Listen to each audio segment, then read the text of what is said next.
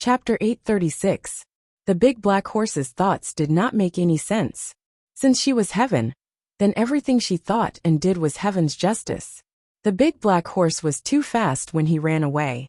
Even though it was only a short time, he had already run hundreds of feet.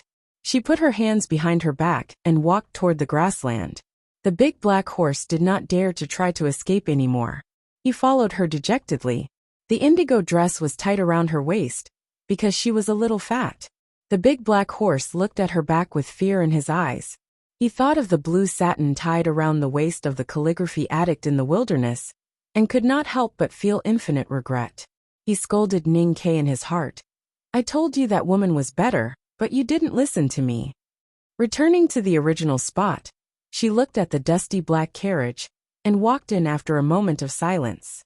She saw the old black umbrella, and the iron box in the corner of the carriage.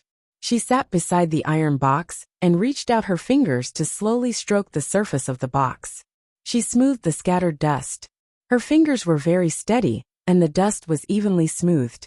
Then she looked at the faintly visible Tianqi mountain in the southeast, still silent. The big black horse knew what he should do. He stepped on the grass, and was ready to move forward. Sweat oozed from his dark and smooth skin, and instantly wet his dirty mane. He was annoyed and had used all his strength, but still could not move the carriage one step. She reached out her right hand, and put it on the wall of the carriage. No one knew what she did. A very faint light flashed, and the talisman array on the wall of the carriage was instantly activated. The carriage began to move forward. A carriage could only pass through Helan City if it wanted to pass through the Tianqi Mountains. At this time, the Tang army had already retreated to the south. There were only a dozen Tang soldiers left in Helan City. It was like an empty city. Although there were only a dozen of them, they still began to be alert and ready to fight when they saw the black carriage coming. At this time, she lifted the curtain and looked at the top of the city wall. The city gate of Helan City, which the Golden Tribe Royal Court could not open, was slowly opened under her gaze. The black carriage entered Helan City, passed through the valley, and went to the East Wilderness. It was not until the black horse carriage disappeared from their sight that the Tang soldiers came to their senses. Their eyes were filled with confusion and shock. They clearly remembered what had happened, but they did not understand why they would open the city gate so obediently. What had happened? The black carriage passed through the Eastern Wilderness, passed through the border villages, entered the Yin Kingdom, and continued south. Along the way, they walked through barren mountains and wild ridges. There were hardly any signs of human habitation, but she still did not speak.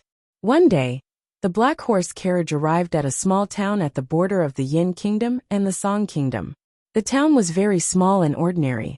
There was only one narrow street, and the houses along the street were old and simple. The market was filled with the smell of rotten vegetables and chicken droppings. If one sniffed carefully, they could even smell the unique stench of salted fish. This place was remote, and had not been affected by the flames of war. But their lives were inevitably affected. Other than food, it was obvious that business was much more difficult than before. The butcher shop at the east end of the street was the only one in town. It was usually very lively during the big market, but today it was so quiet that even the flies felt bored. The black carriage stopped in front of the butcher's shop. She stepped out of the carriage and looked at her towering breasts and tight clothes. She frowned slightly, still unable to hide her disgust towards her full and plump body. Although business was not good, the butcher was in a good mood. He did not rely on this butcher shop to make a living. At this time, he was chopping the smoked ribs from last winter, preparing to cook them with wine later. Hearing the footsteps, he looked up and was slightly surprised to see the girl in green walking into the butcher shop. He wondered which family this fat girl was married to, and why he had never seen her before. Then he lowered his head and continued chopping the meat. With every chop of the sharp and heavy meat knife, the grease on the knife surface would splash up, and the thick chopping board would shake nonstop. She walked to the butcher and watched him quietly, as if she was very interested in him chopping the meat. At first, the butcher did not have any reaction, only minding his own business. Then, his breathing gradually became rapid, like an old man who was suffering from a serious illness. His sturdy chest kept emitting the sound of bellows, and the hand holding the hilt of the saber trembled slightly. The fear in his eyes grew stronger, and the speed at which he chopped the meat became slower and slower. Then he began to sweat, and beads of sweat the size of soybeans appeared on his forehead. But he did not dare to wipe them. He could only let the sweat fall into the pile of ribs, and then be chopped into countless pieces by the meat knife, difficult to separate. The butcher's hand trembled even more violently, and finally deviated, chopping his own finger. With a muffled sound, countless years of grease, and wood splashed from the bottom of the chopping board. With a crack appeared on the chopping board, which was nearly half the height of a person, as it was chopped open. The momentum of the saber was endless, and the meat table was cut in two. Immediately after, an extremely deep crack appeared on the blood-soaked meat table. This crack was extremely dark, and it was impossible to see how deep it was. Only the faint sound of flowing water could be heard. It seemed to be an underground river. This was such a terrifying knife. It clearly chopped on a finger, and did not fall on the chopping board, but it could cut the case and split the ground, and go straight to the yellow springs in the netherworld. What was even more shocking was that when such a terrifying knife heavily chopped down on Butcher's finger, it actually didn't cut off his finger. Instead, it only left a shallow white mark. What was this person's body made of?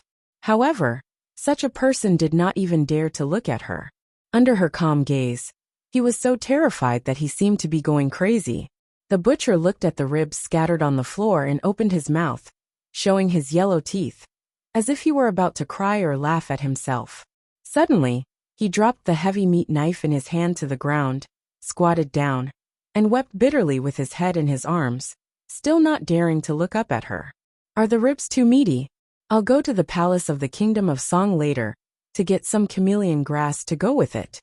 It's the best in the world for removing grease and adding flavor. It's just that I don't understand. The drunkard walked in from outside the butcher's shop.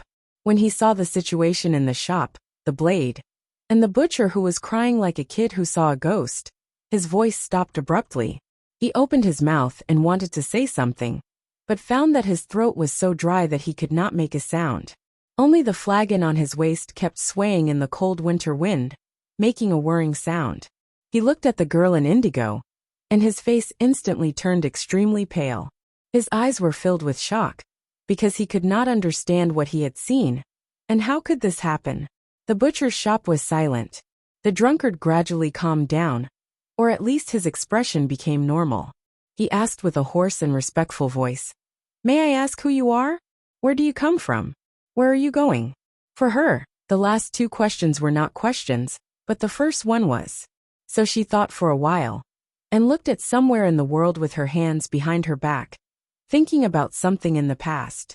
The flagon stopped swaying, and the cold winter wind began to wreak havoc. In an instant, the drunkard disappeared from the butcher's shop. The drunkard went to the great dike by the storm sea in the Kingdom of Song. Then he went to the Lank Temple. And then he went to a nest of water bandits in the middle of the great swamp. He even went to Chang'an, and stayed in front of the academy for a while. Finally, he chose to go to a small island deep in the South Sea, because he believed that Chen Mao would not make a mistake. He only stayed for a short time on the small island that was filled with hot mist. In that instant, the tide rose and fell, the sun set and the moon rose. And this was repeated 3 times. The drunkard had spent 3 days in the blink of an eye. He was willing to pay a high price for such a marvelous power. He was willing to do anything as long as he did not die, in order to avoid the enemy. The drunkard stood on the black reef in the morning light, and looked to the far north. No matter how far his eyesight was, he still could not see the mainland. But he did not feel sad, and instead felt relieved. At this moment, he felt that he had roughly understood Chen Mao's feelings back then. Even if he could not step on the mainland for the rest of his life, so what? Throughout his long life, apart from Evernight, he had only experienced this feeling of surviving a calamity, when that old ox pulled a broken carriage into the small town one day. Even those 2 times were not as strong and soul-stirring as this time. The drunkard felt very lucky. He mourned for the butcher, and wanted to drink some wine to celebrate. He took the flagon from his waist and was about to raise it in front of him.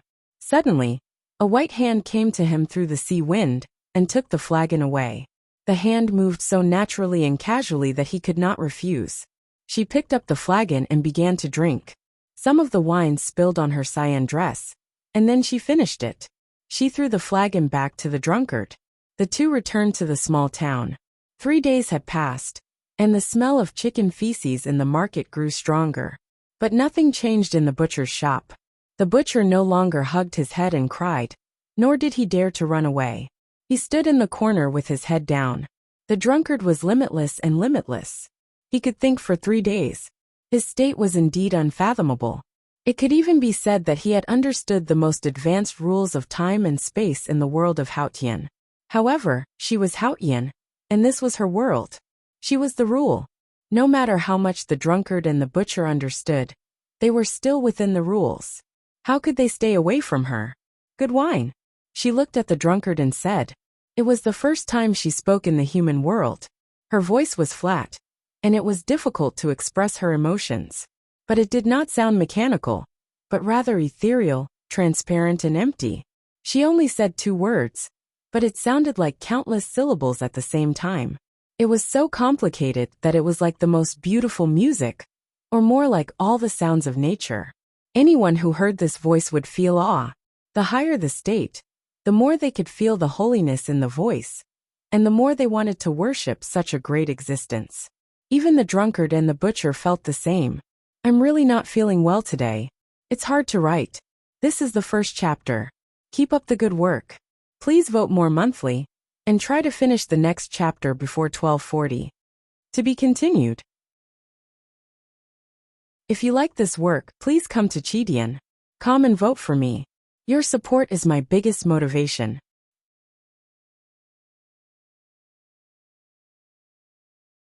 Chapter 837. Preserved meat needs to be smoked with pine smoke for a month to be tasty. She looked at the butcher and said the second sentence in the human world. The butcher's shop became even quieter after she said that. The drunkard and the butcher had complicated expressions on their faces. They were a little shocked and a little confused. First praising the wine, then the preserved meat. In their imagination, how could they hear such mundane words coming out of her mouth? She frowned slightly. She probably didn't expect herself to say that, and she couldn't understand why she still remembered those meaningless things in her consciousness, and even said them out loud. After she said those 2 sentences, the sacred sound of nature coming out of her body gradually became normal. It was still ethereal and quiet, but no longer complicated and incomprehensible. The drunkard asked her 3 questions. Those were the 3 questions that he had never figured out in his long life. They were also the answers that many philosophers and priests in human history were still searching for until their death. The reason why he asked her was that he hoped that she also didn't figure out the 3 questions that seemed a bit mundane, because they had appeared too many times, but were actually still ingenious. He wanted to distract her a little, so that he could escape again. However, as he sighed in front of Chang'an, since Haotian had come to the human world, how could she not find him and the butcher? In fact, she never thought about why the drunkard asked those 3 questions. She had already found the answers to those questions. Or it could be said that those 3 questions were meaningless to her before, but now they were meaningful. That was why she looked into the distance thoughtfully with her hands behind her back. Finally, she made a decision. Looking at the drunkard and the butcher, she said emotionlessly, "If the first question refers to the name between us, you can call me Sang Sang." Her name was Sang Sang. She was Sang Sang. But after she decided to use that name, she suddenly felt a great hatred, just like how she hated the 2 sentences about wine and meat. Hearing the name, the drunkard and the butcher confirmed it. Their unwillingness and fear gradually subsided, and they smiled bitterly. The drunkard said respectfully, "I heard that you have returned to the divine kingdom, but I didn't expect you to still be in the human world." Sang Sang said, "I have something to do." The butcher glanced at the drunkard, but the drunkard didn't seem to notice it, and didn't respond to him. Sang Sang asked, "Are you 2 willing to work for me?" The drunkard said bitterly, "It's a great honor to do things for heaven." But we've been hiding in front of you for tens of thousands of years. We're exhausted. She looked at the furnishings of the butcher shop with her hands behind her back and said, "The two of you can be considered strange among ants. You can already fly very high, but you still want to live in such a shabby ant hole. How foolish." The drunkard said, "The divine kingdom of Hautian is your residence. We dare not disturb you." Sang Sang said, "I will grant you immortality." The drunkard and the butcher remained silent. If faith could bring them eternal life, they would have joined Hautian Taoism and become the most devout followers of Hautian before the last everlasting night. Sang Sang looked at them and said indifferently, "The real immortality." The drunkard and the butcher saw her eyes and could not leave. Her eyes were transparent and beautiful, without any impurities. There was real starlight in the deepest part of her eyes, and every starlight was an independent divine kingdom. Those divine kingdoms were formed by the fascinating origin of the world, and had a kind of eternal beauty endowed by time. No matter how the world changed, it was still solemn. What shocked them most was that they saw the existence of self-consciousness in that divine kingdom. As the self-consciousness fluctuated, the perfect lines formed by rules changed into countless lights and shadows. The drunkard and the butcher gradually bent their knees and knelt in front of her. They had been hiding from Hautian for tens of thousands of years, but they were finally found by Hautian. They saw the divine kingdom that Hautian gave them and believed that it was real. What else could they ask for? Sang Sang walked out of the butcher shop, followed by the drunkard and the butcher humbly. She waved her hand, and the reins around the neck of the big black horse fell off like petals and separated from the carriage. She took out the big black umbrella from the carriage and held it in her hand. She turned around and looked at the drunkard, saying emotionlessly, "Tell him that every death in the world is a reunion after a long separation." After saying that, she led the big black horse and left the small town. The drunkard and the butcher stood at the door of the butcher shop and watched the person and the horse go away.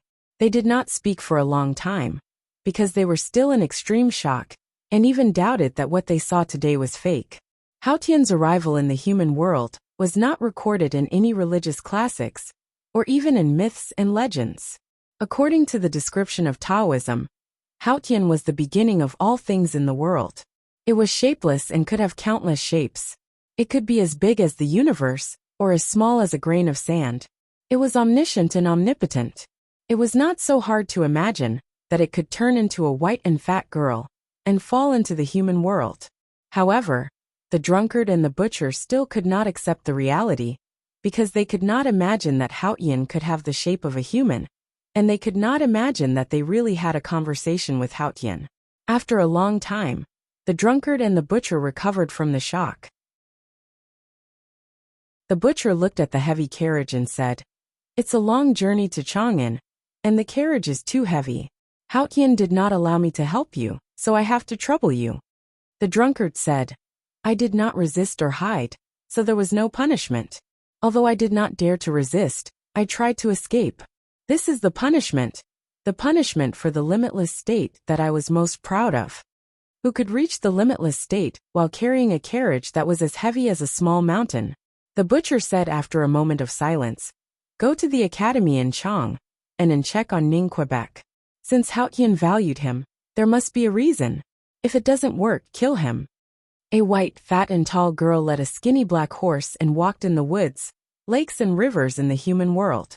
No one knew who she was, where she came from, or where she was going. She wore a blue dress with flowers, because she was a little small, or because her body was much more voluptuous than the design. The dress was always tight, revealing her soft and elastic curves. She led the black horse to some places, including small towns, big cities, and rural villages.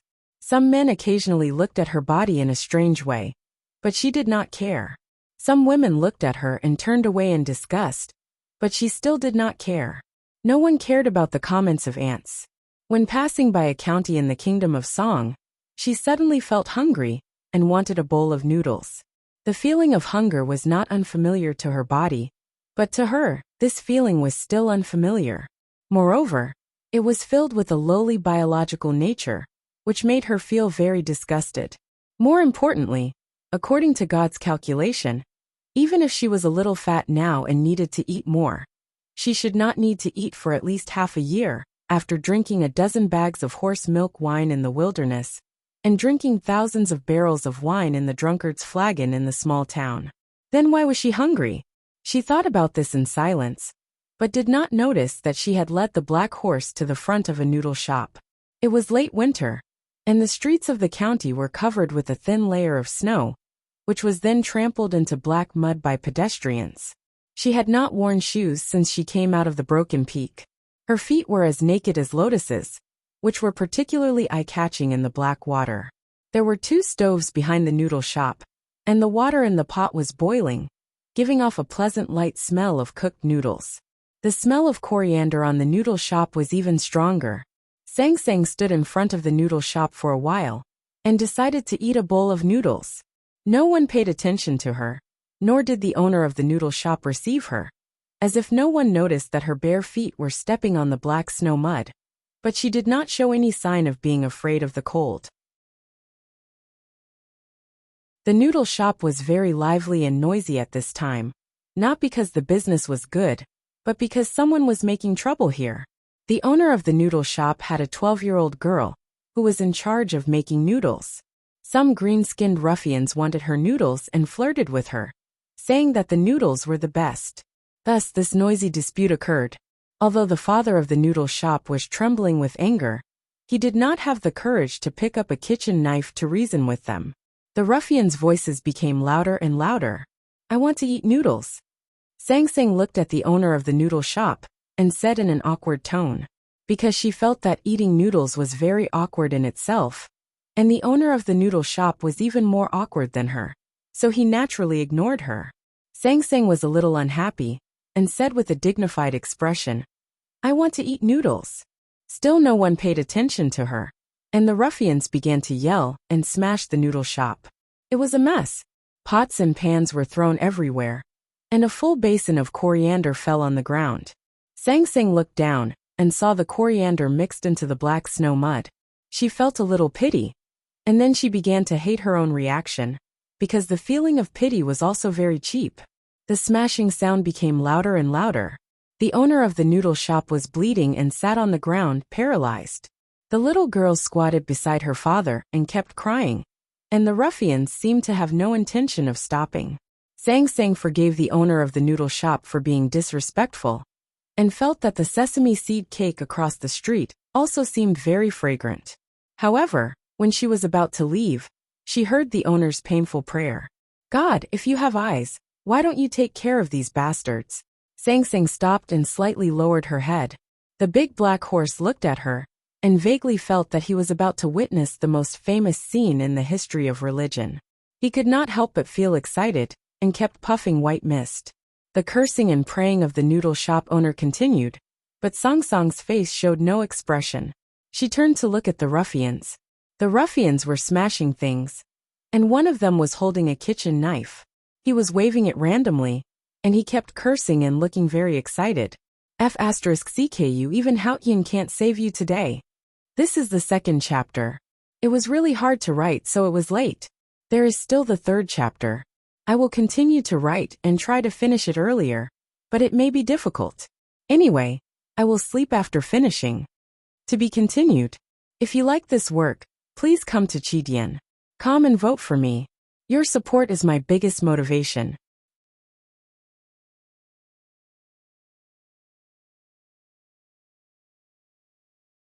Chapter 838.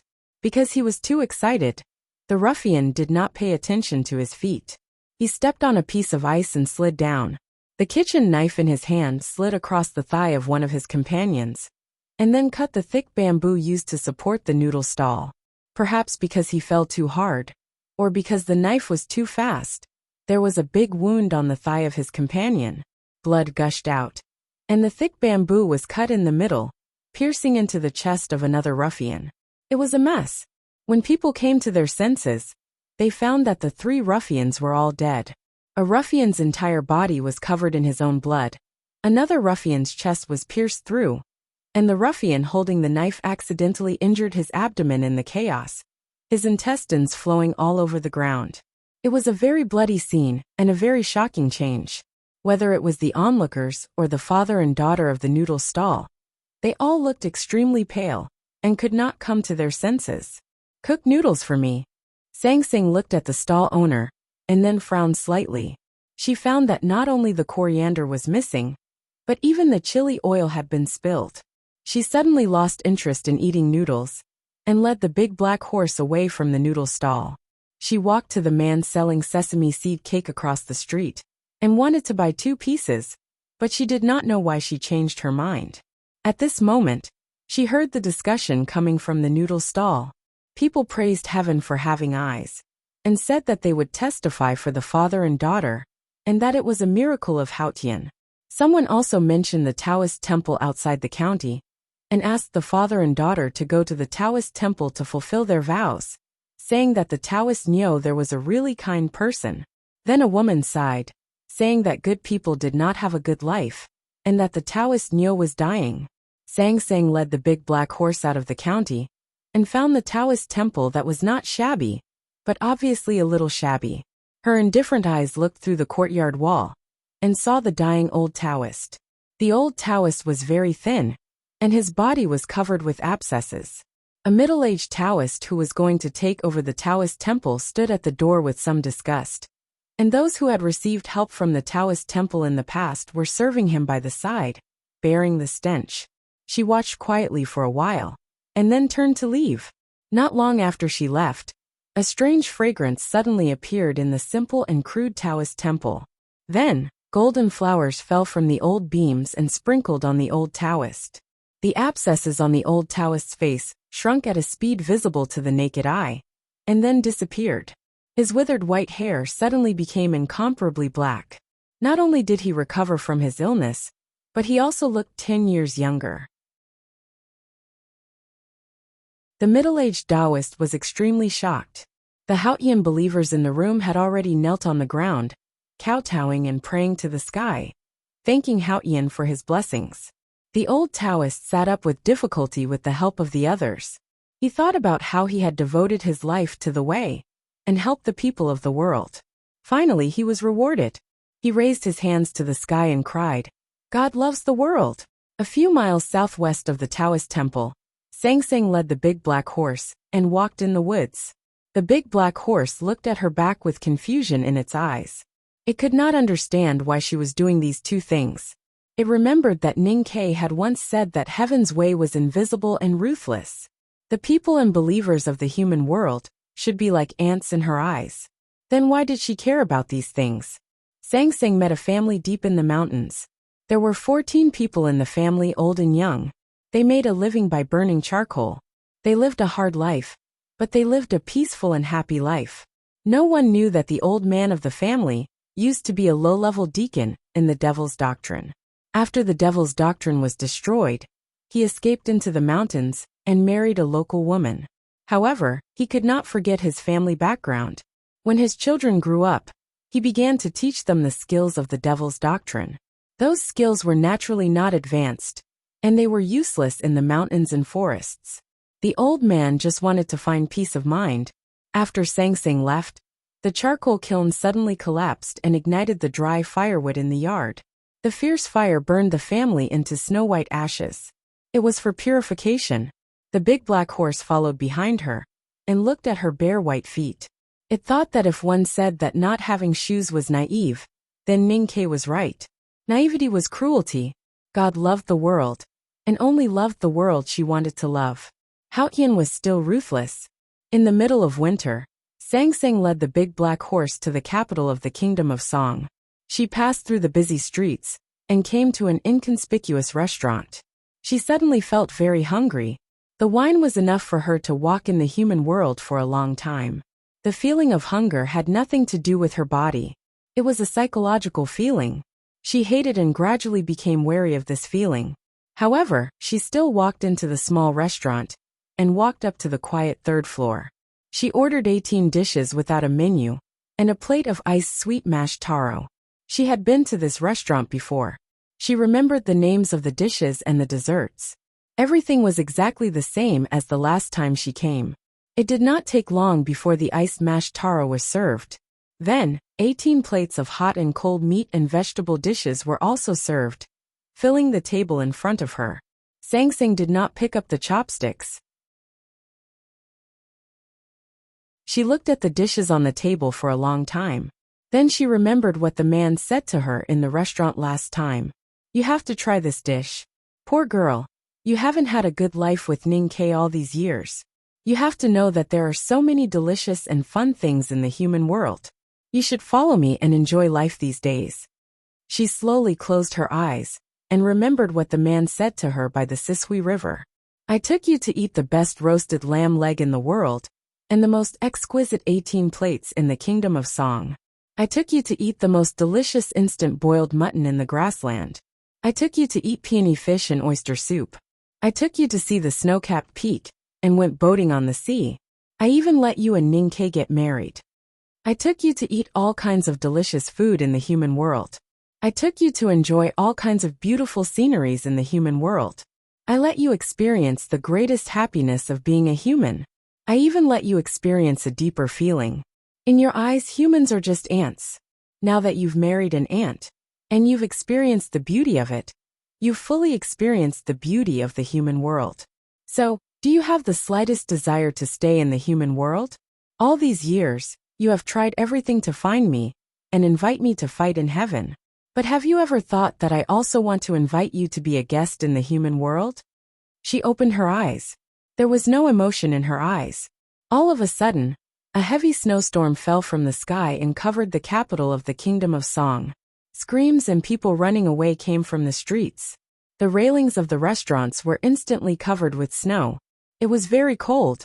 She was angry, so the snowstorm fell from the sky. She woke up in the broken peak. When she walked to the sea of snow, she took a look at the peony fish. At first she walked 1,000 miles in one step, but then she began to slow down. The drunkard could not avoid her. Not because she was fast enough, but because she was the rule. No matter what the drunkard did, they were all hers. The reason why she slowed down was that her aura began to become turbid and heavy as she walked. She walked in the human world and began to blend into it. She looked at her plump body and understood what was added to it. It was the human power that the man left in her body. It was the beauty of the human world that the man had brought her to experience. Those low-level but stubborn auras. Looking at the 18 dishes on the table, she slowly picked up the chopsticks and began to eat. She ate very fast, even faster than the man. A moment later, all 18 dishes were in her stomach, and the ice-mashed taro was also eaten up. The snow in the capital of the kingdom of Song stopped. She walked out of the restaurant and led the big black horse to the street. The street became lively again. Children were making snowmen, and some were preparing for snowball fights. A vendor took the opportunity to shout, "Sugar-coated haws." She saw the Chinjinji cosmetics store not far away, and remembered that the man had bought her a box of cosmetic powder. Later, he bought another box in the city called Chang'an. Her expression became more and more serious, and the emotion in her eyes became more and more faint. People came and went. She stood in the middle of the street, holding the reins with her hands behind her back, proud and lonely. She did not look at the sky, because she was the sky. She looked at the human world. She could not go back, nor could she go forward. She did not allow herself to step into the human world again. This was the trap that the man set for her before he ascended to the sky, or the question he asked her. How to solve the trap? How to solve the problem? Even if she was omnipotent, she still needed time to solve such a big problem. Her expression became more and more indifferent, and her eyes were so faint that they seemed to be transparent. Not far away came the sound of someone drinking a sesame seed cake. She found that she was hungry again. She had not eaten sesame seed cake in that county. She was angry about this situation and decided to kill everyone in the capital. Suddenly, she felt something wet and soft touch the back of her hand. She looked back. Her black hair floated up, and a piece of snow was broken into the finest particles by her hair. The big black horse bent its front hooves, as if it was kneeling humbly. In the cold weather, the sweat in its mane kept steaming. It was obviously extremely nervous. When Song Song's eyes fell on it, it became even more nervous. It hesitated for a moment, and carefully licked the back of her hand again. Sang Sang looked at it quietly. The big black horse wagged its tail desperately, showing a pitiful expression. The peddler carrying the sesame seed cake was very short. As he passed by, he kept shouting, completely unaware that he had just brushed shoulders with death. Sang Sang looked at the big black horse and asked, "Aren't you afraid of death?" The big black horse wanted to bury its head in the snow, and was filled with endless regret. She turned to look at the long street, and then at the human world again. But at this time, the coldness in her eyes faded. The big black horse raised its head, and looked at her back, feeling much happier. The short vendor carried the sesame seed cake, and ran to the other end of the street. There was a beautiful young woman waiting for him there. The two talked and walked home. The short vendor was a little proud and self-abased, and did not dare to look at the passers-by. The young woman kept greeting her neighbors. Sang Sang looked over there and said, "The love and hate of human beings are so lowly and ridiculous, but they hypocritically regard it as a belief. Why should you love such people?" The big black horse lowered its head, not daring to object, but it did not agree with her. Done in 3 chapters. There is a separate chapter below. To be continued. If you like this work, please come to Chidian.com to vote for me. Your support is my greatest motivation.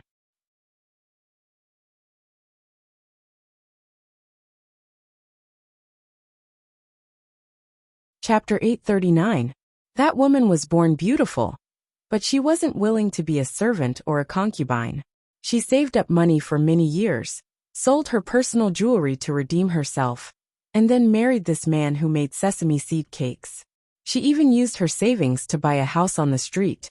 After marriage, the man went out to sell sesame cakes every day, while she did needlework and housework at home.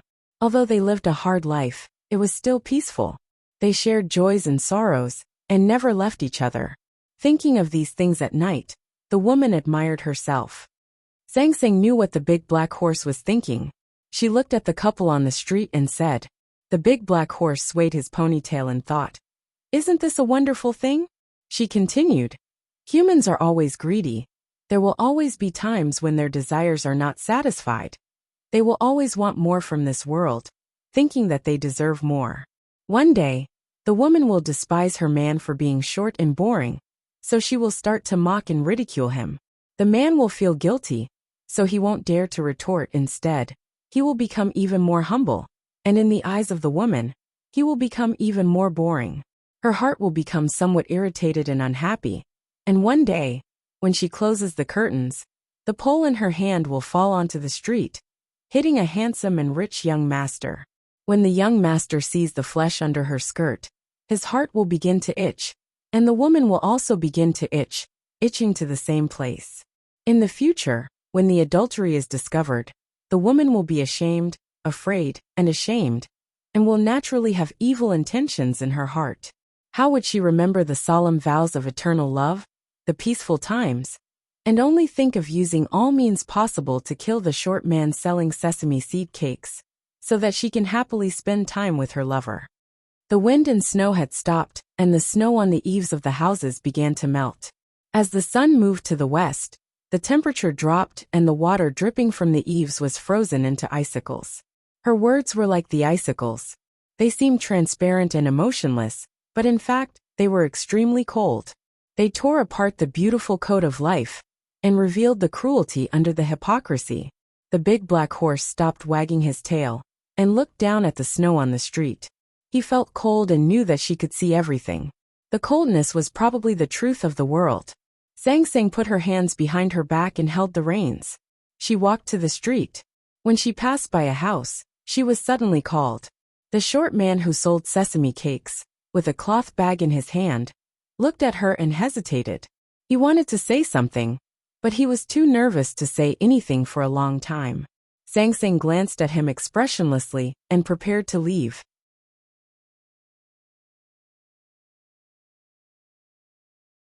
The beautiful woman squeezed through the doorsill and took the cloth bag from the short man's hand. She looked at her and said with a cheerful smile, "Young lady, don't be afraid. We are not bad people. It's just that my husband saw you walking barefoot in the snow, and felt a little sorry for you. So he wanted to give you a pair. Ordinary cloth shoes, I made them myself. Of course, my needlework isn't good, but it's still sturdy. Don't stand on ceremony." After saying that, the beautiful woman stuffed the cloth bag in her hand into Song Song's hand and pulled the dwarf back into the house. No one knew what she did, but the dwarf begged for mercy with a smile. Sang Sang looked at the cloth bag in her hand and was silent for a while. Then she threw the cloth bag into the snow beside the street and walked on with her hands behind her back. The big black horse felt it was a pity. A great aunt next door saw a young man walking across the street and greeted him with a smile. "Sir, where are you going? Do you want to have a cup of tea?" The young man was handsome and had an extraordinary spirit, especially his eyes, which seemed to be able to speak. The most pleasing thing was that he was amiable, and even when talking to the great aunt, he was extremely gentle. Sang Sang did not care about these stories and walked out of the capital. The young man exchanged a few words with the great aunt and was about to have a cup of hot tea. Unexpectedly, when he walked up the stone steps, several icicles hanging from the eaves suddenly broke and fell to the ground. With a few sounds, his chest and abdomen were directly pierced by the icicles, and he died just like that. Suddenly, there were countless exclamations on the street. Walking out of the capital of the Kingdom of Song, Sang Sang led the big black horse and looked somewhere in the southwest direction. Her face was as white as the moon, but there were countless fine lights emerging and then destroyed in the depths of her eyes. It was like countless knives appearing in the wind and snow. The wind and snow were like knives, and when they fell on people's faces, they would leave deep marks. Chun Pippi covered his face with an old cloth and walked with difficulty in the wind and snow with his head down. From time to time, he would look back at the handcart behind him to make sure that his father, who was lying in the carriage, was safe and that the quilt covering him had not been lifted by the wind. It had been a few days since he left Chang'an. He did not know where the violent black wind had gone, but it had rushed into the wind and snow again. Because of the war, this village had been fortified, and there was no food to be found.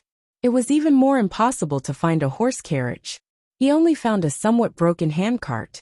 When he walked into a forest, the wind and snow gradually subsided. Chun Pippi stopped the handcart under a big tree. He did not stop to rest, but dug a stove and began to cook porridge and medicine. When the medicine was ready, he walked to the side of the carriage, lifted the leather mattress off his father's face, and began to feed him medicine. The invincible Abbey Dean of Jisho Abbey was now just an old man who was seriously injured and on the verge of death. But the expression in his eyes was still so calm, and there was no expression on his face. In the shocking battle in Chang'an, he was finally defeated by the character written by Ning Kei, and his body was cut by thousands of knives. The most terrifying thing was that the knife intent was mixed with the aura of the human world, like dirty ink, and mixed into his wounds. No matter how he washed it, it could not be washed away, even with the West Hill divine skill. Chun Pippi let him take the last heavenly power pill, but it could only temporarily prolong his life, and could not make his injuries better. He was very silent along the way, even when he was feeding medicine, because he was seriously injured and could not speak, and because they had not seen each other for many years. It was a very strange relationship between father and son. After feeding medicine to his father, Chun Pippi tucked the corner of the mattress, and then sat in the snow pile beside the carriage. He held a big bowl of hot porridge and began to eat. Although the snow had stopped, the cold wind was still raging. The snow on the trees was blown off by the wind, falling on the cart, and also into his bowl. He looked at the falling snow and suddenly had an idea to speak. "You know that the headmaster is right, so why do you insist on this path?" Hearing that he finally spoke, Chun Pippi smiled and said, "Which path am I taking?" Chun Pippi knocked on the edge of the bowl with his chopsticks and said, "You are a man of great wisdom, and you should be very clear that humans and Haotian will eventually be irreconcilable. Whether it is the everlasting night or others, the human world will eventually face destruction. Then why do you still stand on Haotian's side? Faith is not a reasonable explanation. For countless years, There were only 8 grand cultivators who had cultivated to Chunpipi's state. At this state, it was naturally difficult to say that there was any devout faith, and this was what Chunpipi did not understand. Chunpipi said, "The choice has nothing to do with faith, only with reason. The headmaster and Koharan think that humans and Haotian are opposite, but from the perspective of Haotian Taoism, humans and Haotian are mutually dependent." Chunpipi said, "Don't you feel bored in a closed world?" Chunpipi said, "Haotian Taoism thinks that solemnity and stability are eternal beauty, and the Buddhism sect thinks that the cycle and samsara are a kind of cause and effect. There must be an end when there is a beginning, and such a process is a complete process. If the headmaster wants to break this completeness, he will be further and further away from eternity." Chunpipi said, "Even if there is no self-consciousness in eternity." Chunpipi said, "Nirvana is eternity, and we will return to where we came from. In that world, you and I are Haotian, and Haotian is you and me, so why should we be divided? Since there was no you and I in this world before we were born, then there should not be you and me in the end. This is my reason, or my belief, and it has nothing to do with right or wrong. Your headmaster may not be wrong, but in my opinion he is. Since this is the case, we naturally cannot be on the same path." At this moment, there was a slow sound of hooves coming from the forest. Chunpipi held the bowl of porridge and looked back. He saw a bleak scene behind the forest. The wind and snow had stopped, but it was not clear yet. A woman led a black horse through the forest and hit the leaves. He naturally recognized the big black horse, but he did not recognize the woman leading it. He looked at the big black horse, but the big black horse did not dare to look at him. It timidly lowered its head and lightly kicked its front hooves. Chunpipi looked at the woman and felt that she looked ordinary, but faintly exuded an indescribable aura. Then he saw something familiar on the woman's face. He was shocked. He looked at her slightly round waist and said, "How did you get so fat?" Sang Sang did not answer his question. He remembered that Sang Sang was no longer Sang Sang, so he laughed at himself and said, "I really have no right to say this, not because of who you are, but because I am a fat man." He used to be the most devout believer of Haotian. However, after years of studying in the back of the mountain of the academy and being influenced by the headmaster of the academy, there were many people in his life who were not accepted by Haotian Taoism, like Ning Ke and Tang Xiaotang. His belief and attitude towards Haotian had changed a lot. If it were 5 years ago, he would have knelt in front of her at this time. But now, he stood so casually in front of her, and did not even put down the bowl of porridge in his hand. For him now, Haotian was not necessarily more important than a bowl of porridge. He said sadly, "Now that I think about it, second brother and I have really made a big mistake." Back in the back of the mountain of the academy, eldest brother always had some kind of vigilance towards Sang Sang, while Jun Mo and Chunpipi became her strongest supporters after seeing Song Song's ashes. The headmaster of the academy would leave by the Sishui River because of Sang Sang in the human world. It was naturally impossible to say that Jun Mo, and he did not have a trace of regret in their hearts. Although we often can't make up for our mistakes, and we may not have the ability to make up for them, we have to try once in our lives, so that we can feel at ease.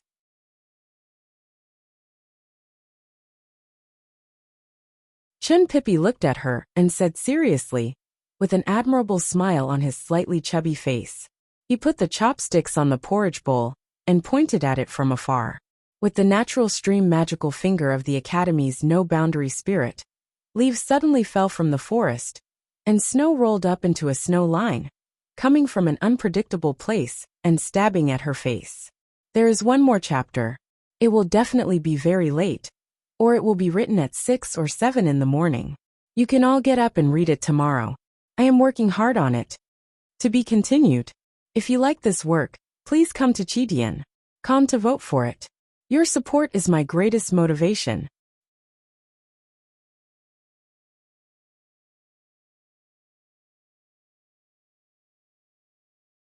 Chapter 840. Sang Sang didn't move, but the whole forest seemed to be moving. The whole world seemed to be moving, or more precisely, the space was moving. So the snow line flew past her body, and then fell on the soft snow. But it seemed to fall on a mirror, and was reflected back into Chin Pippi's body. Chin Pippi's face was slightly pale. There was a bloody hole on his shoulder, which was caused by his natural stream finger. He looked at Sang Sang with a touch of bitterness and emotion. This bitterness had nothing to do with the gap in their realms. He had never thought that he could defeat her. This was her world. It was natural that he could not hurt her. If he could hurt her, it would be incomprehensible. He was a little sad at this time, because he remembered the first day of the new year several years ago. At that time, Sang Sang was still a skinny black girl. She held a thick quilt and stood silently and stubbornly in the Chong and local government, looking so pitiful. At that time, he performed the natural stream magical finger for the first time to protect her. Sang Sang looked at Chin Pippi quietly. Since she came to the human world, Chin Pippi was the first person who dared to attack her. Even the drunkard dared to run away, and the butcher could only squat in the corner and cry. Strangely, she didn't punish Chin Pippi for his disrespect to Haotian. Instead, she turned to the direction of Chong, and said without any emotion, "You refused me there." She looked at Chong, and said to Chin Mao in the handcart. She was talking about how the Abbey Dean entered Chong, and alone a few days ago, and used the state of pureness. Chin Mao didn't explain but smiled strangely. There were many emotions in his smile. There was the joy of seeing the shore, the relief of seeing through everything, and the calmness of looking at the clouds. But there was no awe. This was the first time he saw Haotian. She was so proud and indifferent, without any human emotion. But in his eyes, she was so interesting. He vaguely understood the changes in her. He wanted to praise the headmaster, who had left the human world. He knew that no one could see the direction of the world. Not even Haotian. Although the West Hill Divine Kingdom was much warmer than Tang and Yen, it was still spring, and the temperature was not too high. The wind blowing in the mountains was still a little chilly. The green trees in the mountains were covered with winter dust, revealing a sense of lifelessness. Looking up, there was not a single wildflower in the mountains. The atmosphere on Peach Mountain was tense and depressing. The war against the Tang Empire was not going well. Even the great divine priest of Revelation and the world wayfarer Yisu were seriously injured. The coalition army of the Divine Hall could not advance a single step in front of the verdant canyon. The hierarch lord did not show up again after returning from Chang'an.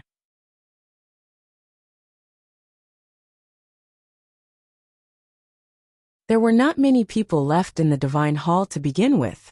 Because of these things, they kept quiet out of fear, and did not dare to casually walk out of the hall. Perhaps for this reason, when the tall and fat girl in indigo arrived at the foot of Peach Mountain with the big black horse that had been registered by the Divine Hall, no one noticed them. For some reason, Sang Sang came to the West Hill Divine Palace instead of Chang'an. She led the big black horse and walked among the green mountains. She looked calm and natural, as if she was patrolling her own territory. She led the big black horse into the Divine Hall of Revelation. The inside of the Divine Hall was spacious and quiet. The big black horse's 4 hooves stepped on the jade-like floor, making a crisp and pleasant sound. The great divine priest of Revelation lay on the bed in the deepest part of the Divine Hall. The dim light shone from the top of the hall and fell on his face, making his wrinkles appear deeper. He looked so old that he seemed to be dying at any moment. In front of the verdant canyon, he was knocked down by the eldest brother of the academy with a stick. His sacred sedan was burned to ashes, and his old body was about to turn into ashes. As the great divine priest of Revelation, who could see the future of Haotian Taoism, he naturally knew how serious his injuries were. After being sent back to the Divine Hall, he did not do anything. He even drove Chung Li Shue and other deacons of the Revelation Department out of the Divine Hall. He calmly waited for the day to return to Haotian's Divine Kingdom. This Divine Hall had been dark and quiet for a long time. No one dared to disturb the great divine priest's peace before his death. At this time, there was a sudden sound of hooves. The great divine priest of Revelation opened his eyes with difficulty and looked over. He saw the big black horse and the girl holding the reins. At a glance, he understood many things. His withered eyes glowed again, and his wrinkles became more relaxed. Then he revealed the most sincere and happy smile. Sang Sang walked to the bed and looked at him quietly. She was sure that this human had reached the end of his life. Even she could not let him stay in the human world any longer. She could only let him stay a little longer. The great divine priest of revelation sensed her thoughts and said humbly and sincerely, "To be able to return to your arms is the biggest wish of my life. Please fulfill it." Sang Sang sat on the bed and reached out to hold the skinny old man in her arms, as if she was holding a baby. There was still no emotion on her face, but she began to emit a calm aura. The great divine priest of revelation leaned his head weakly on her shoulder and murmured, "You came back a little late." He had met her in the old brushpen shop in Chang'an. 3 years later, he saw the light on the Peach Mountain. Therefore, he made a promise with her in 3 years. That was the 15th year of the Tianqi era of the Tang Empire. Now it was the first year of the Tang Empire. For years had passed unknowingly. Sang Sang said emotionlessly, "Playing with time is really not fun." The great divine priest of revelation revealed a calm smile on his face, and then closed his eyes. Sang Sang confirmed that the human soul had returned to the divine kingdom, and put his body back on the bed. Then she stood up and led the big black horse out of the divine hall. She did not leave the Peach Mountain. She went to the highest white divine hall on the Peach Mountain. After the hierarch Lord returned to the West Hill Divine Palace, he became extremely irritable. His thunder-like roars could often be heard on the Peach Mountain. Those trusted followers were even more afraid to step into the divine hall. When Sang Sang led the big black horse to the white divine hall, there were more than a dozen divine priests kneeling in front of the hall. Those divine priests heard the noise and were about to scold them, but suddenly found that they could not speak. From this moment on, these respected divine priests of West Hill could not speak anymore. Even if they picked up a pen, they could not write words that matched their thoughts. They had lost all the ability to express themselves. Sang Sang led the big black horse into the divine hall. There were thousands of layers of gauze in the depths of the divine hall. Thousands of beams of light reflected a tall figure. It was the figure of the hierarch of the West Hill Divine Palace. Although Sang Sang was very tall now, she was so small compared to that figure. The tall figure suddenly trembled, and so did the voice through the gauze. "You are not Lin Wu. Who are you?" Sang Sang continued to walk forward expressionlessly. With every step she took, she became taller. Compared with her, the tall figure behind the gauze became smaller and smaller. She walked into the gauze and into the thousands of beams of light, and no light spilled out. The hierarch knelt at her feet and kept kissing the ground in front of her bare feet. He said humbly, "Your most loyal servant in the world welcomes your arrival." He was seriously injured, blind, and had a broken hand. He was even thinner and more miserable than when he was at the back of the mountain of the academy. She looked at the skinny dwarf at her feet and suddenly remembered a sentence. It was a sentence she had heard many years ago in the mountain range that she had abandoned. "Look at that person. He looks like a dog." She was omniscient and omnipotent.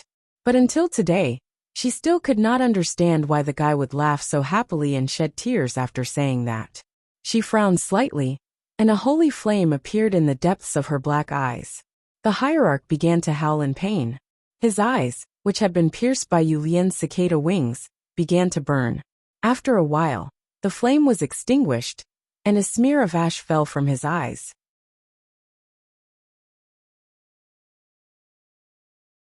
He looked at the clear world in front of him, wept bitterly and kowtowed repeatedly. Sang Sang stopped looking at him, and walked out with the black horse. She glanced at the dark and solemn divine hall, and walked to the divine hall of light. There was a lamp in the divine hall of light. Whether the former great divine priest of light was imprisoned, or the throne was empty, the lamp was always on. It was the symbol of the divine hall. It was a cold early spring day in the 3450th year of Daji of West Hill. The great divine priest of revelation returned to Haotian's divine kingdom. The lamp in the divine hall of light was extinguished because someone walked into the divine hall. She was the light and did not need a symbol.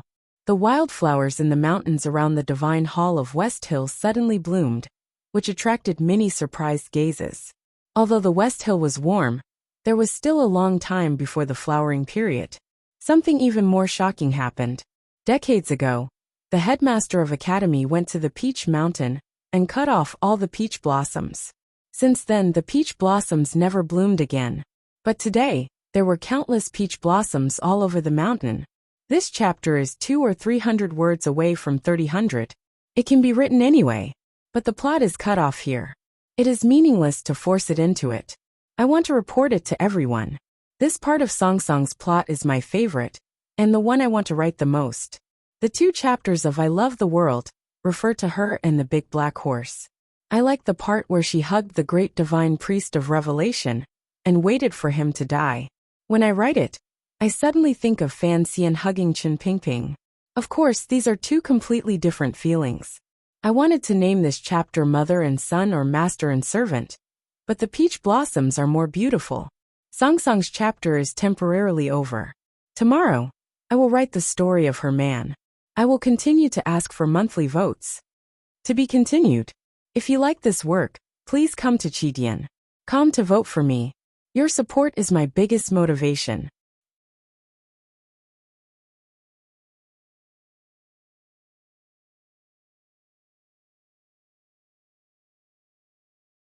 Chapter 841. It was not hot in Chang, and in the early summer, but there were already ice basins in the backyard of the rich. The cold wind lingered in the room, as if it was winter.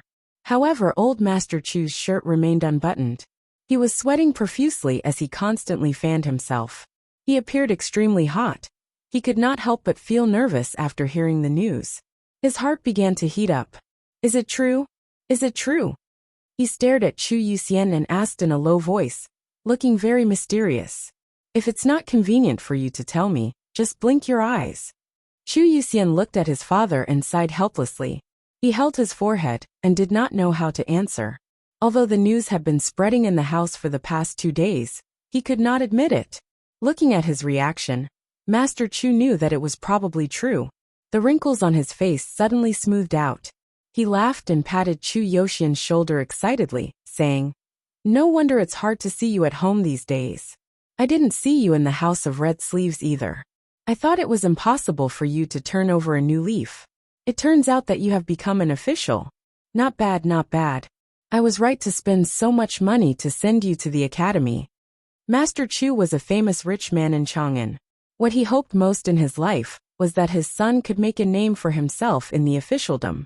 According to the news, although Chu Yuxian's position was not high, it was very important and could be regarded as the confidant of the imperial court.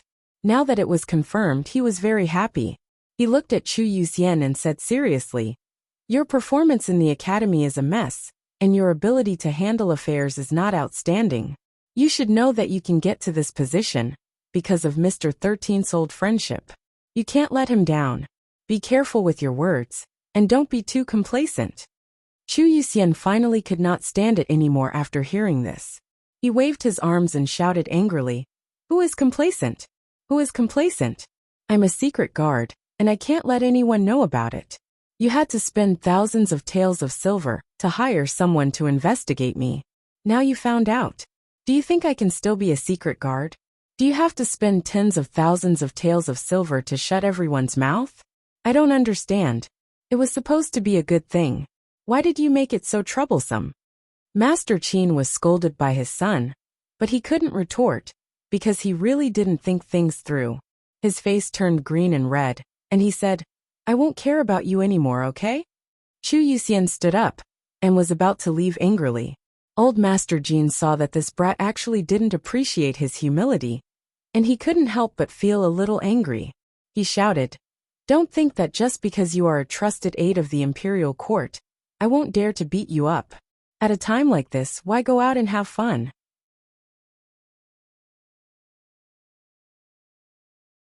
Chu Yuxian said, "There's a party at the House of Red Sleeves tonight. I have to go. I haven't been there for 10 days. What right do you have to go?" Chu Yuxian said angrily, "If you don't let me go, I won't go." Master Chu wanted to say, "So what if I don't go?"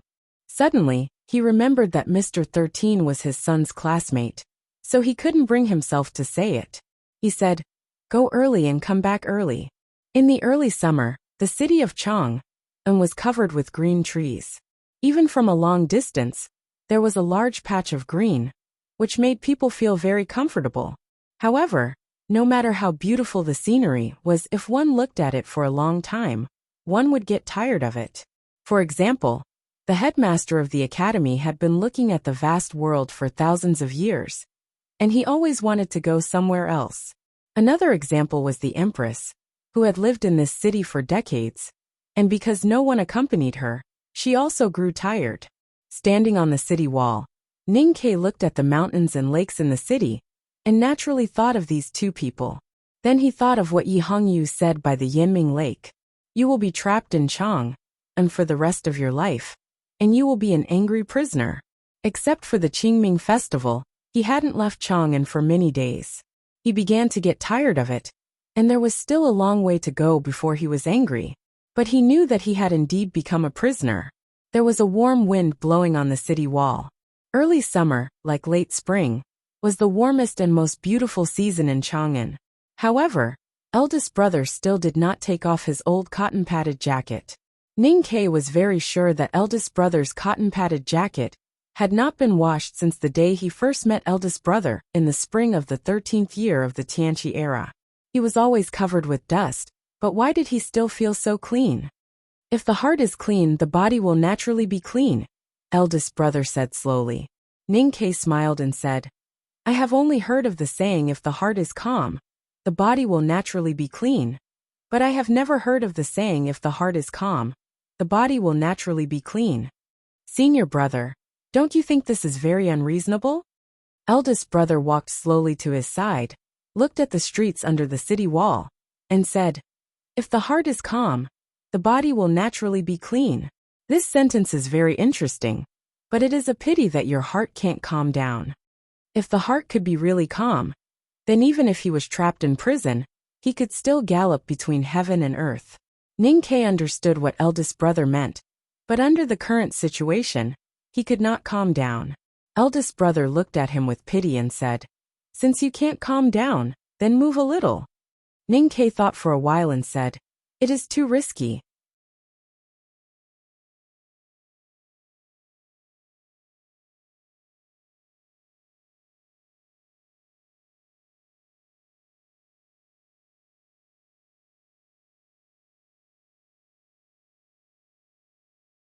I was looking for a starting point for the plot at that time.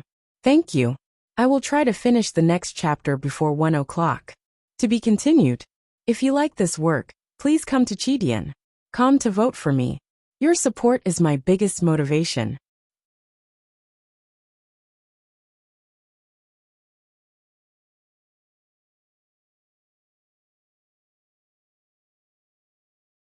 Chapter 842. It's not convenient to keep long hair in the military camp, mainly because it's inconvenient to wash it after being stained with blood, so I just cut it off. Speaking of which, it's a lot darker, and there are a lot of scars. It's so ugly. Situ Ilan rubbed her hair and said helplessly, although she had changed a lot in the military camp. Everyone loved beauty, not to mention that she was a woman after all. Ning Ke looked at her playful appearance and felt very gentle. He said, In my eyes, you are the most beautiful now, more beautiful than ever before. Situ Ilan said, You don't have to say such words to make me happy. Ning Ke smiled and did not explain. He said, What are you going to do next? Situ Ilan said, The military ministry is going to send me to Gushan Commandery. As soon as she said this, the room became much quieter. Ning Ke knew the intention of the imperial court to send her to Gushan Commandery. It was to use General Yunhui's prestige in the army to divide and conquer the Hua family's power in the army. After all, Hua Shanhua was dead.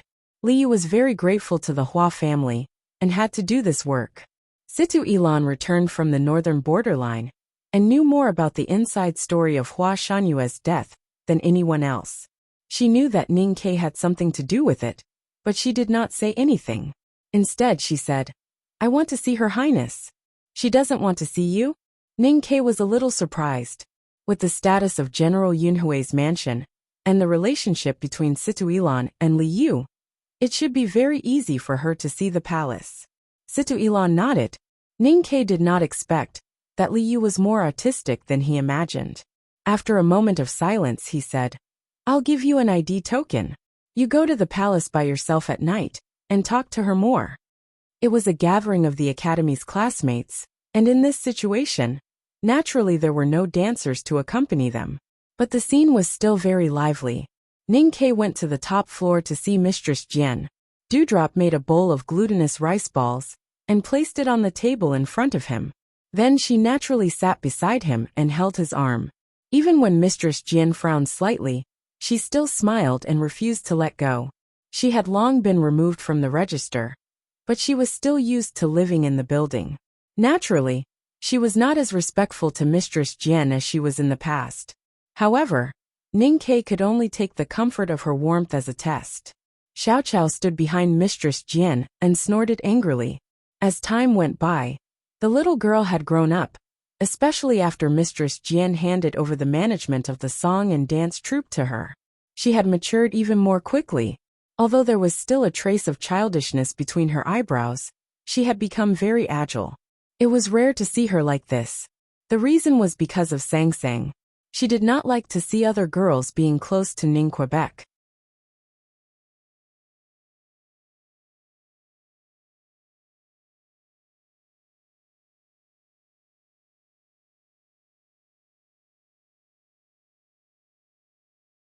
If someone else really takes over the great divine priest of revelation, he is very likely to be in trouble.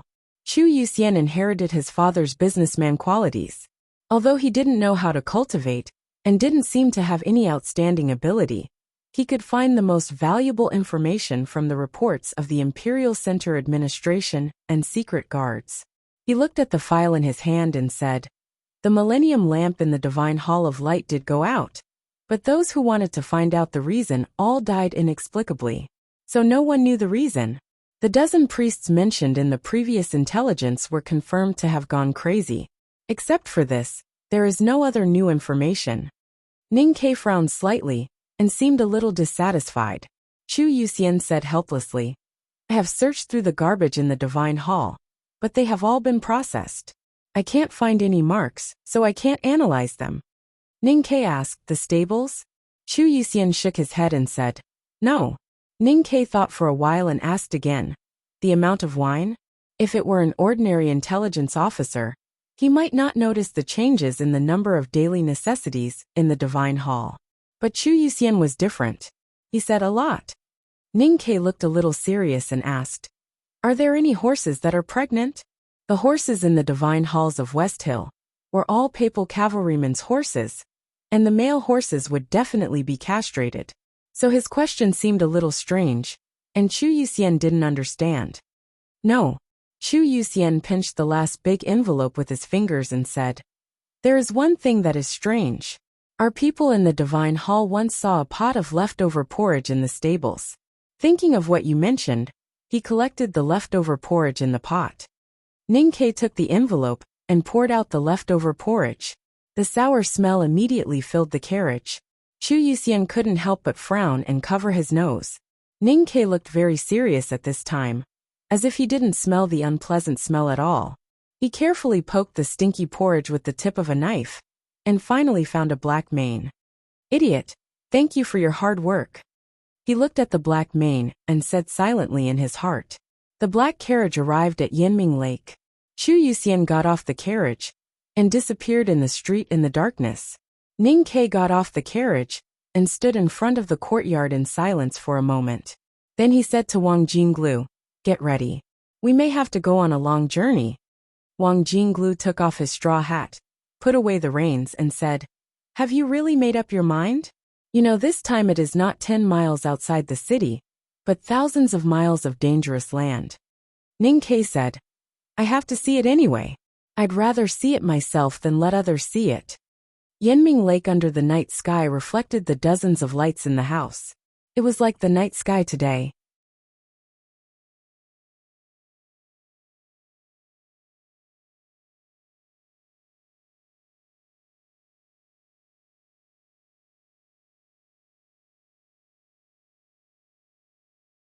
I also suggest that everyone read the good posts in the book review section. There are indeed many good articles. Thank you for your hard work. To be continued. If you like this work, please come to Chidian.com to vote for me. Your support is my biggest motivation.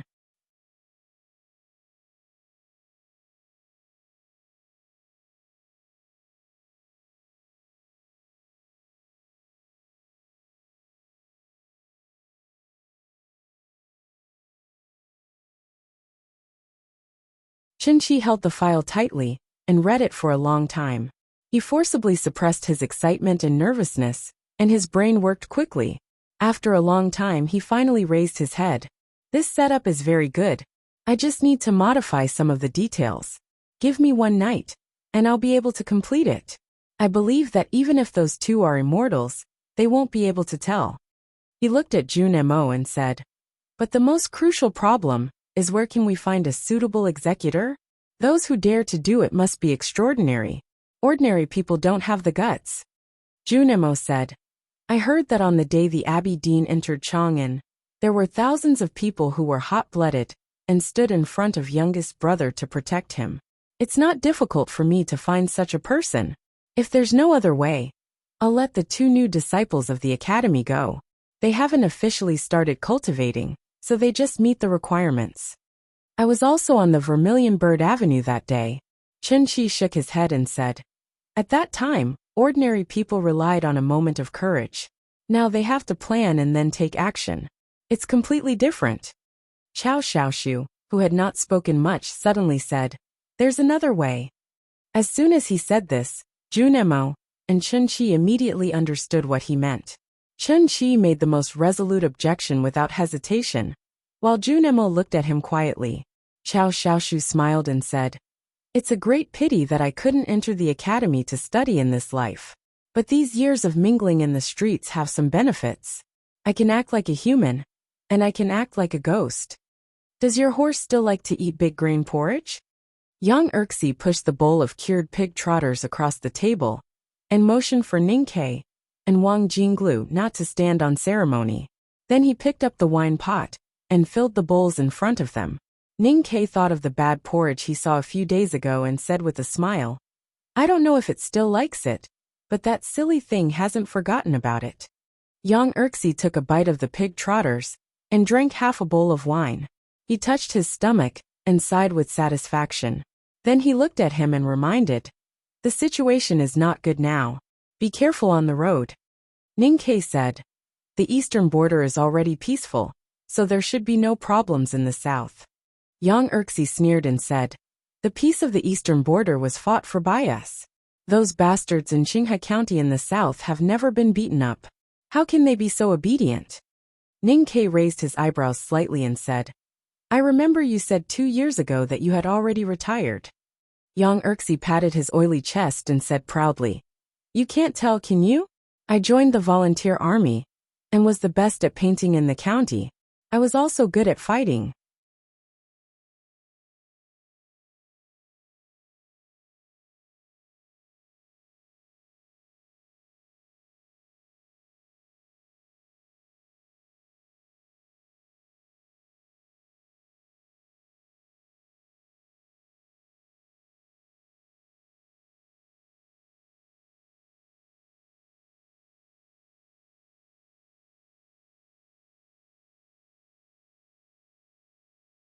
Chapter 844. The summer in the southern wilderness of the Tang Empire was not hot. It was as gentle as the Empress, who was also called summer. It was very comfortable. Along the way to the south, Ningke naturally thought of the trip to the Lang Temple with Sang Sang. It was here that he fell in love with this place. He and Wang Jinglu rode in an ordinary carriage. When they reached the verdant canyon, they could not go any further. They abandoned the carriage and walked on foot, struggling to find a path among the rocks. There were many Tang soldiers reinforcing guard posts in the steep canyon. The imperial court did not intend to completely seal the verdant canyon. Naturally, they wanted to recover the Qinghe River one day. Walking out of the verdant canyon, they saw weeds growing in the wilderness. Even the mature cultivated land had been abandoned. Brown bloodstains could be seen in the fields, as if they would bleed with a casual step. Ning Ke seemed to see the late autumn of last year, when his senior brothers and sisters stood here facing hundreds of thousands of troops. He seemed to see second brother fighting with the world with an iron sword. He felt the pressure on his shoulders heavier. It was late. The two rested in the open air in the wilderness in front of the verdant canyon. The insects were chirping in the summer night, and the bright moon rose from the mountains. Ning Ke was speechless as he looked at the moon. When they woke up the next morning, he and Wang Jinglu continued to the south. What they saw was no different from previous years. The small bridge, the flowing water, the white walls, the black eaves, and the famous gardens along the Fuchin River were all beautiful. There were no traces of war in Yangzhou City. The bluestone streets were as clean as if they had been washed. There were no bloodstains. Vendors called out to their customers in a soft local accent, and the unique aroma of pickled duck filled the restaurants. If it were not for the well-equipped warlords patrolling the streets, it would be impossible to imagine that so many people had died, and so many murders had occurred in this city a few months ago. Ning Ke and Wang Jinglu walked to the back garden of the mayor's mansion. He looked at the green bamboos sticking out of the wall in silence.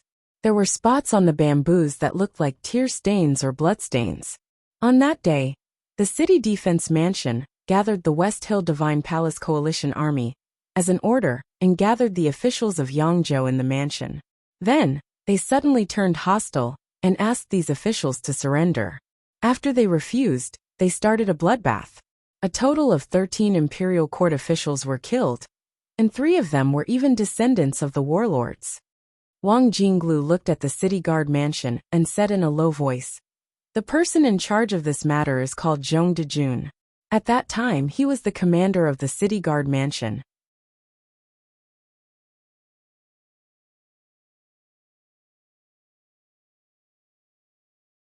He was the son of the city guard. The warlords invited the admiral of the navy to Fuchin River for a discussion and set up an ambush. After a bitter battle, the admiral of the navy and the senior officers died in battle. Then the purge and massacre of the navy on the Great Lake began. In the evening, the armed forces of the Chui clan forced their way into the governor's mansion of Qinghe County. The governor committed suicide. In just a few simple sentences, he had clearly described the major incident on the day of the rebellion in Qinghe County. On that bloody day, 3,000 Tang Navy officers and soldiers were either dead or injured, and more than 300 court officials who were loyal to the Tang Empire were beheaded. As Wang Jinglu had said earlier, there were actually many descendants of the warlords among these officials. It was just that they did not agree with the opinions of the elders in the warlords, so they became sacrifices. No matter how clean the bluestone streets in Yangzhou City were, to the point where not a single trace of blood could be seen, or the smell of blood could be smelled, the blood had still flowed out and seeped into the soil between the bluestone cracks. It was not that it could not be seen or smelled, but that it had not existed. Since it had existed, it should be remembered. Ning Ke did not say anything and left the city guard mansion with Wang Jinglu. Instead of going to the inn, they went straight out of the city to the banks of the Fuchin River. They rented a boat with a black awning for 5 taels of silver and went downstream. It had not been long since the end of the war. The temporary peace in Qinghe County did not allow people to truly feel relaxed. At least, it was difficult for tourists to relax, so there were not many boats on the beautiful Fuchin River. Ning Ke and Wang Jinglu sat on both sides of the black awning boat and looked at the scenery by the river. Even though they were both experienced and knowledgeable, they had to admit that in terms of exquisite beauty, there was no place in the world that could beat this place. The black awning boat swayed leisurely as it sailed past the famous gardens by the river.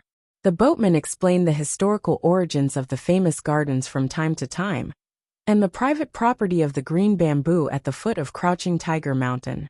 He was very familiar with these things. Wang Jinglu was not in the mood to listen to these things, but Ning Ke listened very carefully. The Fuchin River was extremely beautiful, but unfortunately, it was not long. The black awning boat moved slowly, swaying and swaying until it reached the downstream. It went ashore through the forest and arrived at the coal mountain of Qinghe County. The warlords of Qinghe County were known for being literate, But they did not lack the support of military and economic power. The Coal Mountain, which stretched for hundreds of miles, was the treasure that Haotian had given to the warlords.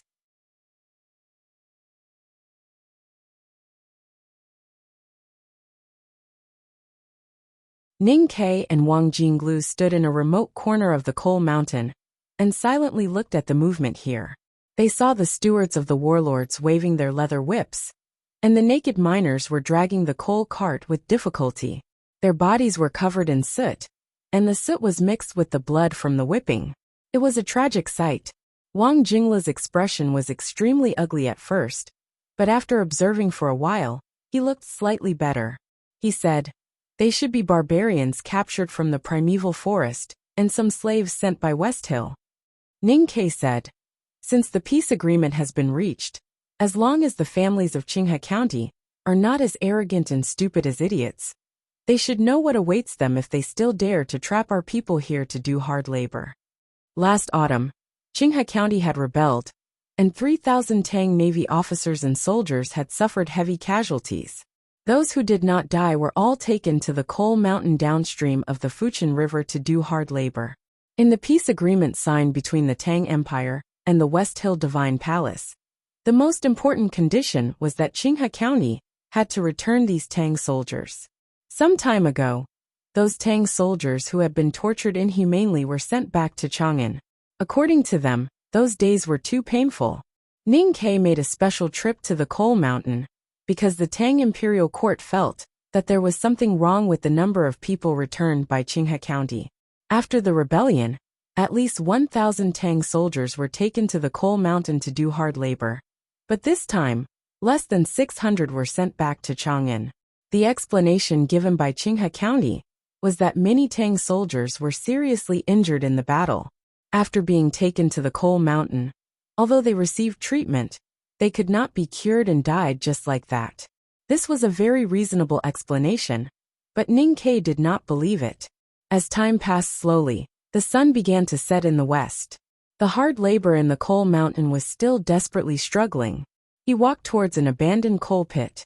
According to the Secret Guard's intelligence, when the West Hill Divine Palace's diplomatic corps left Qinghe and began to prepare for negotiations with the Tang Empire, the coal pit became quiet, and no one entered it again. Ning Ke and Wang Jinglu walked along the tunnel into the abandoned coal pit. As the tunnel extended, the top of the pit became lower and lower. They had to stand up, and it became much more difficult to move. After walking for an unknown period of time, the underground coal pit was completely dark and bone-piercingly cold. The faint wind condensed the pungent smell of decay in one place, unable to be released. Ning Ke stopped and reached out to hold the padao. After confirming that there was no danger at the bottom of the pit, he lit an oil lamp beside the cave wall. Wang Jinglu looked at the bottom of the pit, which was illuminated by the dim light, and his face became abnormally pale.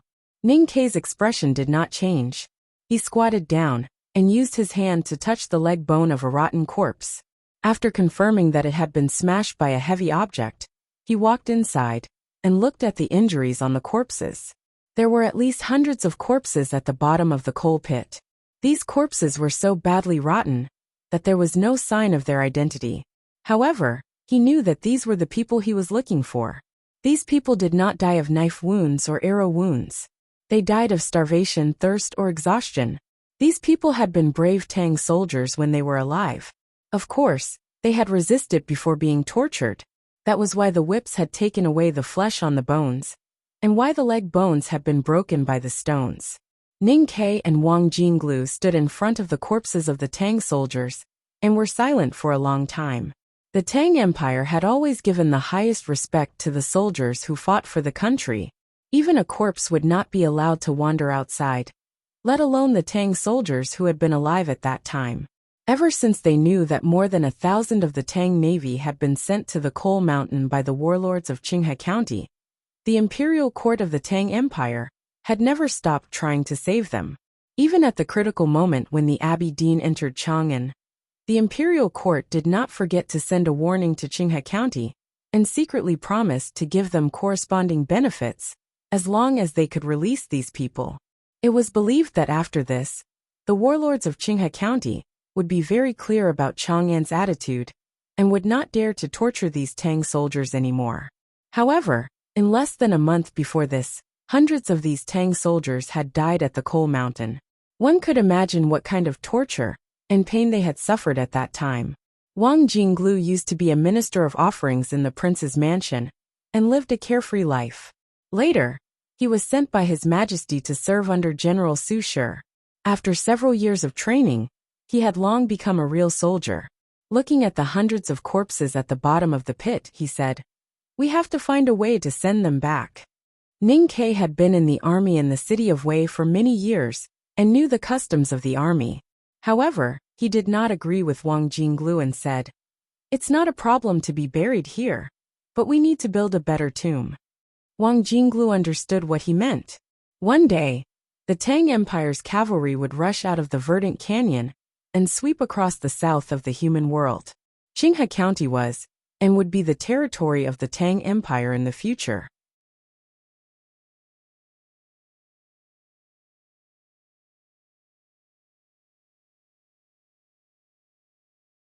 Ning Ke said, "When I slaughtered the Qinghe County Guild Hall in Chang'an, some people always thought that I was too ruthless and worried that it would affect the hearts of the people of Qinghe. If they saw this scene, I don't know if they would still insist on their views. We can take our time to build the hearts of the people, but the dead people will urge us to move faster." Wang Jinglu said, "There are still many people in Qinghe County who are loyal to the Tang Empire. Even many of the descendants of the warlords still consider themselves Tangs. Otherwise, there would not have been so many descendants and officials who died during the rebellion. I'm just worried that if we kill too many of them, it will push them to the opposite side." When the warlords rebelled, those people did not stand up to express their opinions. When more than 300 Tang officials were beheaded, they still stood by and watched silently. I don't know where their hearts are, but I only know that they were once silent. That means they are accomplices, and that they have a reason to die. Ning Ke said, "My hands are stained with a lot of blood, and no matter how I wash them, I can't wash them clean. Some people seem to have no blood on their hands, but even if they jump into the Fuchin River, they won't be able to wash them clean. Try to finish the next chapter before 1 o'clock. To be continued. If you like this work, please come to Chitian.com to vote for me. Your support is my greatest motivation."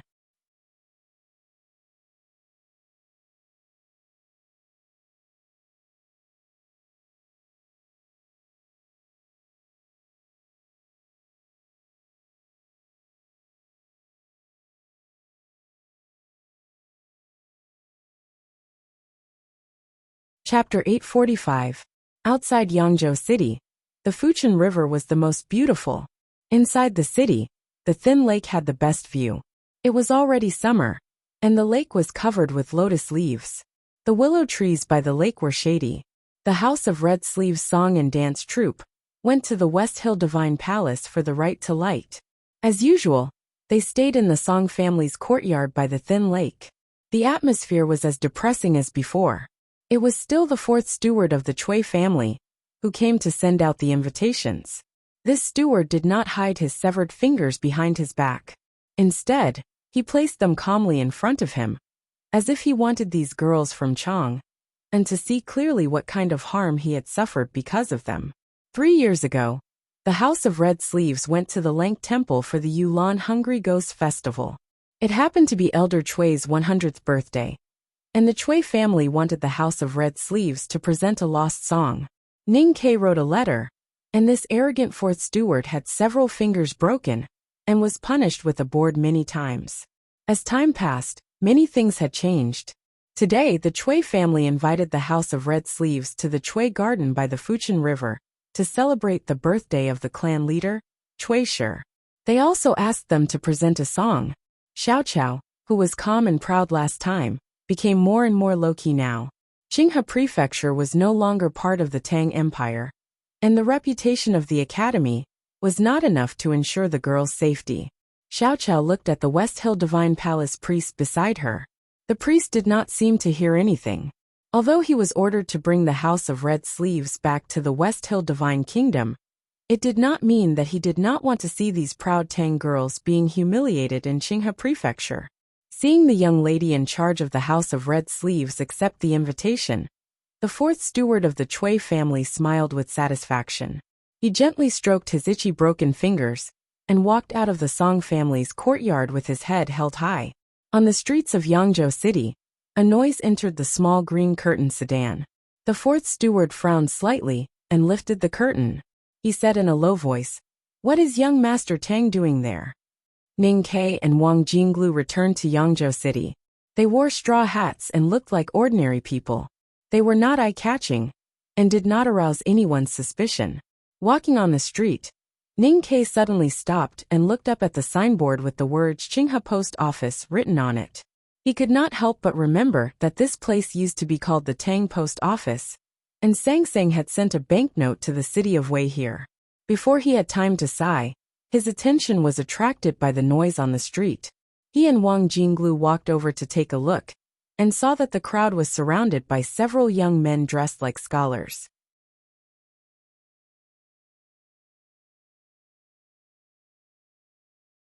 One of them was saying something loudly, while the others were glaring at the armed forces of the warlords who were maintaining order.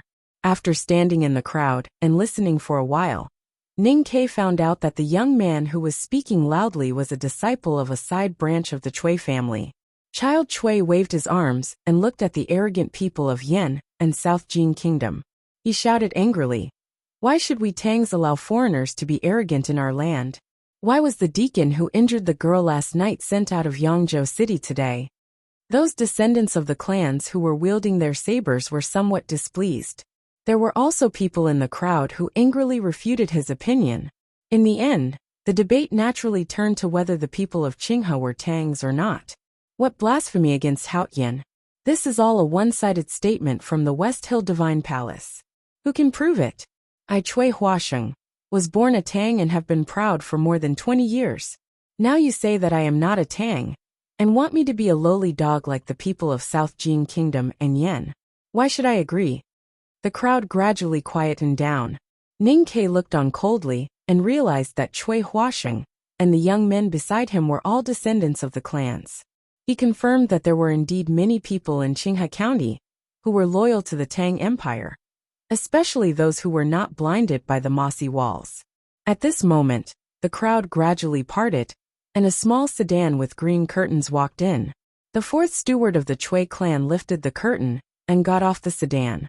He looked at Cui Huasheng and said coldly, "Young Master Tang, your cousin and uncle, as well as hundreds of people from the clans of Qinghe, were buried in the Guild Hall of Chang'an City. Do you still want to call yourself a Tang?" Cui Huasheng saw that it was this person, and was stunned at first.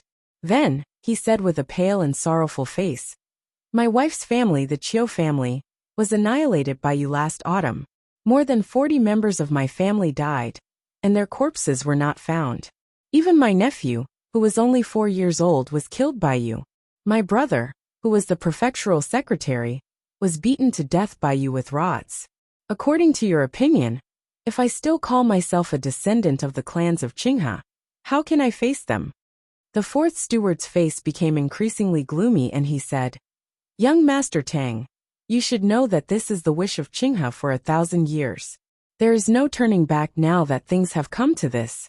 Why are you so stubborn?" Cui Huasheng shouted sternly, "I am stubborn. What can you do to me? Qinghe today is a land without a country and without laws. Can you punish me for my crimes?" The fourth steward said coldly, "Even if there are no laws, there are still clan rules. Someone, tie young Master Tang up and send him to the ancestral hall for the clan to deal with."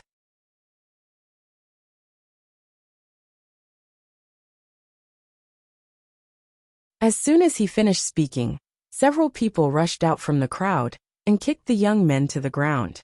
They tied them up tightly with hemp ropes and lifted them up on wooden rods. They walked towards the clan ancestral hall outside the city. It was still the beautiful Fuchin River. It was only then that Ning Ke realized that there were many cages made of bamboo by the river. They were probably used to drown pigs. Over the years, countless men and women had drowned in the beautiful Fuchin River. Who knew how many souls had died in the gentle and beautiful water plants in the river? He stood by the river and looked at the water plants. He listened to the sounds of rods and the cheers of the people coming from the ancestral hall of the Chui family. His expression did not change. After a long time he turned around. There were nearly 1,000 people surrounding the ancestral hall. Chui Huaxing was dressed in white. His face was pale and his body was covered in blood. He hung on a pole outside the ancestral hall and seemed to be dying at any moment. Wang Jinglu walked back to his side. Ning Ke said, "Cheering doesn't mean that everyone agrees with the Chui family's punishment. It's just that Chui Huaxing is usually a high and mighty playboy. Today, he was stripped of his clothes and beaten to such a miserable state. The onlookers are naturally happy." Wang Jinglu was startled and said, "I've heard some news. Chui Huaxing is indeed a legitimate descendant of the Chui family.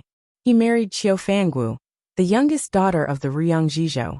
On the day of the rebellion, the Qiu family was destroyed by the rebel army. Qiu Fanggu was at her maiden home and died on the spot." Ning Ke said, "The so-called popular sentiment must be stabilized before it can be won over. The Chui family did not hesitate to let their own descendant die to silence the people of Qinghe County." Wang Jinglu asked softly, "If that's the case, should we save him?" Ning Ke said, "This person loves his wife very much. It's painful for him to live now." Wang Jinglu said, "At least he shouldn't suffer while he's alive." Ning Ke said, "There are still 2 people in the knowing destiny state by the Fuchin River. I won't take the risk for this person. Of course, if he can survive this time, he might be of some use in the future." After saying this, he turned and left the ancestral hall. He looked at the other side of the Fuchin River and sensed the faint fluctuations of the array in tent coming from the manors. He thought to himself that it was indeed a place with a longer history than the academy. Its heritage should not be underestimated. There were 2 people in the knowing destiny state by the Fuchin River. This did not make him feel afraid.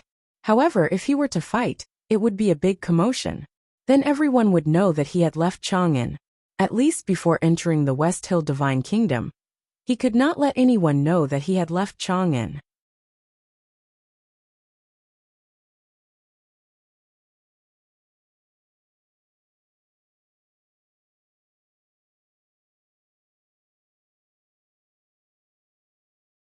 Monk Guanhai only then knew that he was going to West Hill. He was so shocked that he did not know what to say. Ning Ke looked at the back of the temple and asked, "How is he recently?" "It's a little late. 3 chapters tomorrow. To be continued. If you like this work, please come to Chidian.com to vote for me. Your support is my greatest motivation."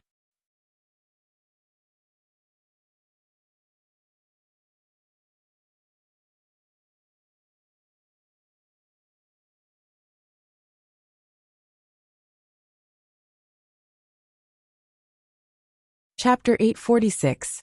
Ning Ke used a talisman to set up a bounded domain in the dilapidated temple.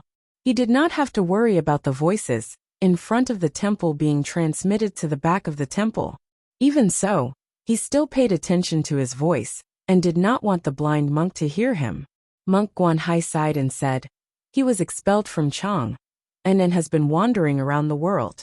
Although his cultivation state is still there, his eyes cannot see. Naturally, he has had a hard time. The year before last, he wandered to the Hua Mountain and was found by the monks in the temple. Since then he has been cultivating with me in the Lang temple." Ning Ke looked at the back of the temple and thought that the father of the perverted monk had been killed by him in the western wilderness. The Xiankong temple had long expelled him and naturally did not care about his life. He must have had a miserable life wandering in the world all these years. But he could not help but feel sympathy for him. "Senior brother, you have worked hard." He looked at Monk Guanhai and said, "I am sorry to ask you to tell me those stories." Monk Guanhai sighed and said, "Although he committed many crimes, he is blind and has nothing to do with the world in the temple. Why drag him into the mortal world to be tortured?" Ning Ke said, "If he really had a pure heart, why would he leave the Hua Mountain with you?" Monk Guanhai looked at him and said, "I can understand how the Tangs feel. But if you want to do something, why do you have to ask others? Why did you have to do this? Ning Ke said, yes, it is indeed meaningless for senior brother to bring him here. It is just an excuse. The academy does not want to give Haotian Taoism an excuse, and I need an excuse to convince myself to do something. Monk Guanhai sighed and said, back then, even the headmaster could not see which path you would take in the future. Now it seems that I am a little worried. Ning Ke said, Master entered Qishan. How could he not know that I would take the wrong path? Ning Ke walked into Yangzhou City under the cover of the night. He came to the outside of the mayor's mansion and looked at the green bamboos sticking out of the courtyard wall. After a moment of silence, he bent his knees slightly and jumped to the top of the wall. He stretched out his right hand like lightning and grabbed the not-so-smooth bamboo. He slid into the mansion silently like a thin piece of cloth. At this time, Wang Jinglu had already left and was probably making preparations by the Fuchin River. He was the only one who entered the mayor's mansion. He did not use any talismans, nor did he hold a knife. He only relied on his incredible physical strength to easily enter the deepest part of the mayor's mansion. No one could find him. In terms of cultivation state, he was now a powerhouse in the knowing destiny state.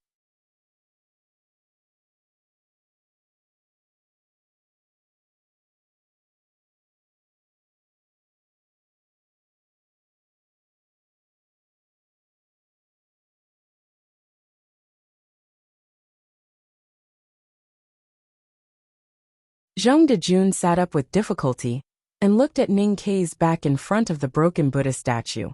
He opened his mouth and wanted to say something, but he didn't know what to say. Would it be useful to beg for mercy at this time? Ning Ke turned around. Zhang Dejun asked in a trembling voice, what are you going to do? Ning Ke looked at him without saying anything. His eyes were calm and emotionless. Seeing Ning Ke's eyes, Zhang Dejun knew that he would definitely suffer a lot today. He might even die, but he didn't understand why Ning Ke would do this. Why? He asked. Ning Ke still didn't say anything. He just looked at his eyes quietly. Zhang Dejun saw the killing intent in his eyes. He saw the blood in the defense mansion that day, and the unwilling eyes of the Tang officials, who were killed by knives and axes. His body began to tremble violently. The desire to survive overwhelmed his fear. He clenched his fists tightly in front of his chest and shouted in a hoarse voice. The academy signed the contract. You can't kill me. Ning Ke still didn't say anything. Zhang Dejun knelt in front of him and spread out his hands. He tried his best to explain. I'm just following orders. Besides, I'm just a nobody in Qinghe Prefecture. If you want to kill people to establish your authority, there's no point in choosing me. What's more, if people know that you've left Chang, and the powerhouses of Haotian Taoism will come to kill you, why do you have to take such a risk for a nobody like me? Ning Ke looked at him quietly and didn't say a word. Zhang Dejun was desperate and shouted in horror. When you killed people in the guild, you didn't sign the contract. But if you kill me now, it's a provocation to the Divine Hall. The Divine Hall wants the whole world to submit to us. How can we allow this to happen? Do you want to start a war again? What on earth do you want to do? It was unusually quiet in the ruined temple. Only Zhang Dejun's screams kept ringing, echoing between the broken Buddha statue and the dirty old curtains. This strange feeling was driving him crazy. He slapped the dusty ground desperately and explained the reason why Ning Ke couldn't kill him in a hoarse voice. He belittled his identity and made the most painful confession and the craziest insults, just to save his life. You're scaring me, aren't you? Zhang Dejun looked at Ning Ke, his face full of snot and tears. He laughed like a madman and said, You can't kill me, so you want to scare me crazy. He seemed to have grasped the key point of this matter. He waved his arms excitedly and shouted, I understand. You're scaring me. I, Zhang Dejun, will not be scared by others. Hearing this, Ning Ke smiled and left the ruined temple. Looking at the tightly closed temple door, Zhang Dejun's face was full of astonishment. His arms were still in the air, and he had no idea what was going on. Why did Ning Ke just leave like this?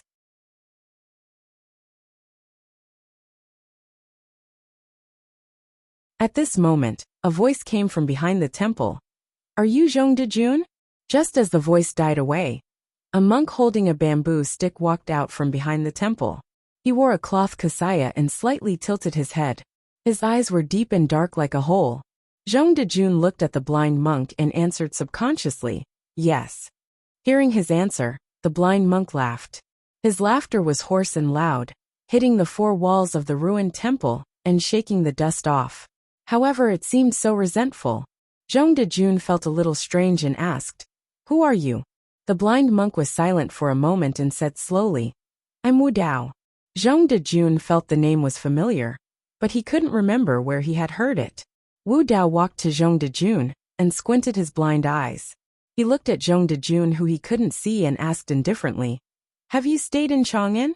Zhong Dejun became more vigilant and answered cautiously, "Only for 2 years." The blind monk was the illegitimate son of a Vedanta of Xiankong Temple.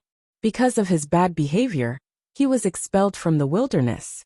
After he set foot in the mortal world, he got into many love affairs and violated many good women. He once participated in the mountain climbing test of the 2nd floor of the academy. It was on that day that he met Ning Kei and Sang Sang. He fell in love with Sang Sang at first sight and wanted to get close to her.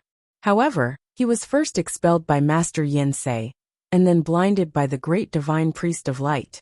Since then, he had become a useless person. He was a lascivious monk in the mortal world, and had no contact with the cultivation world. He didn't know what had happened in the cultivation world. After he was blinded, he wandered around the world, and went to the Lank Temple to meditate in seclusion. Gradually, he forgot the past and the stories that senior brother Guanhai told him. He even almost forgot what the little girl looked like. However, he never forgot the name that person said on the mountain road. The academy, Zhong Dejun. He didn't hear the whole conversation between Ning Kei and Zhong Dejun. He only heard the last sentence that Zhong Dejun said. He thought that he had been far away from the mortal world, and had no love or hate. Unexpectedly, he suddenly heard that name in this broken temple, and found that he still hated. He hated himself for being blind. He hated himself for falling in love with the little girl. He hated the little girl for being blind and following Zhong Dejun. He hated himself for losing everything while Zhong Dejun had everything. No wonder senior brother brought me here. I think he wanted me to see my heart clearly and find real peace. However, I can only let senior brother down, because only by killing you can I get real peace and free myself from the abyss of hatred. Wu Dao looked at Zhong Dejun and said seriously,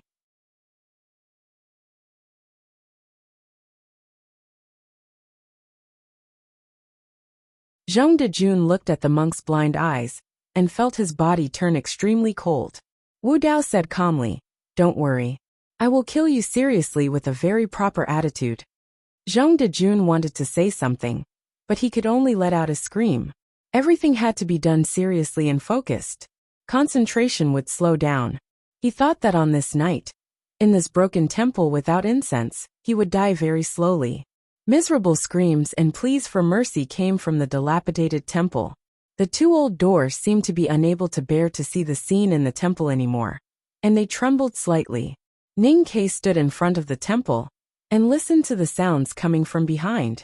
He thought of the scene when he went hunting with the old hunter for the first time.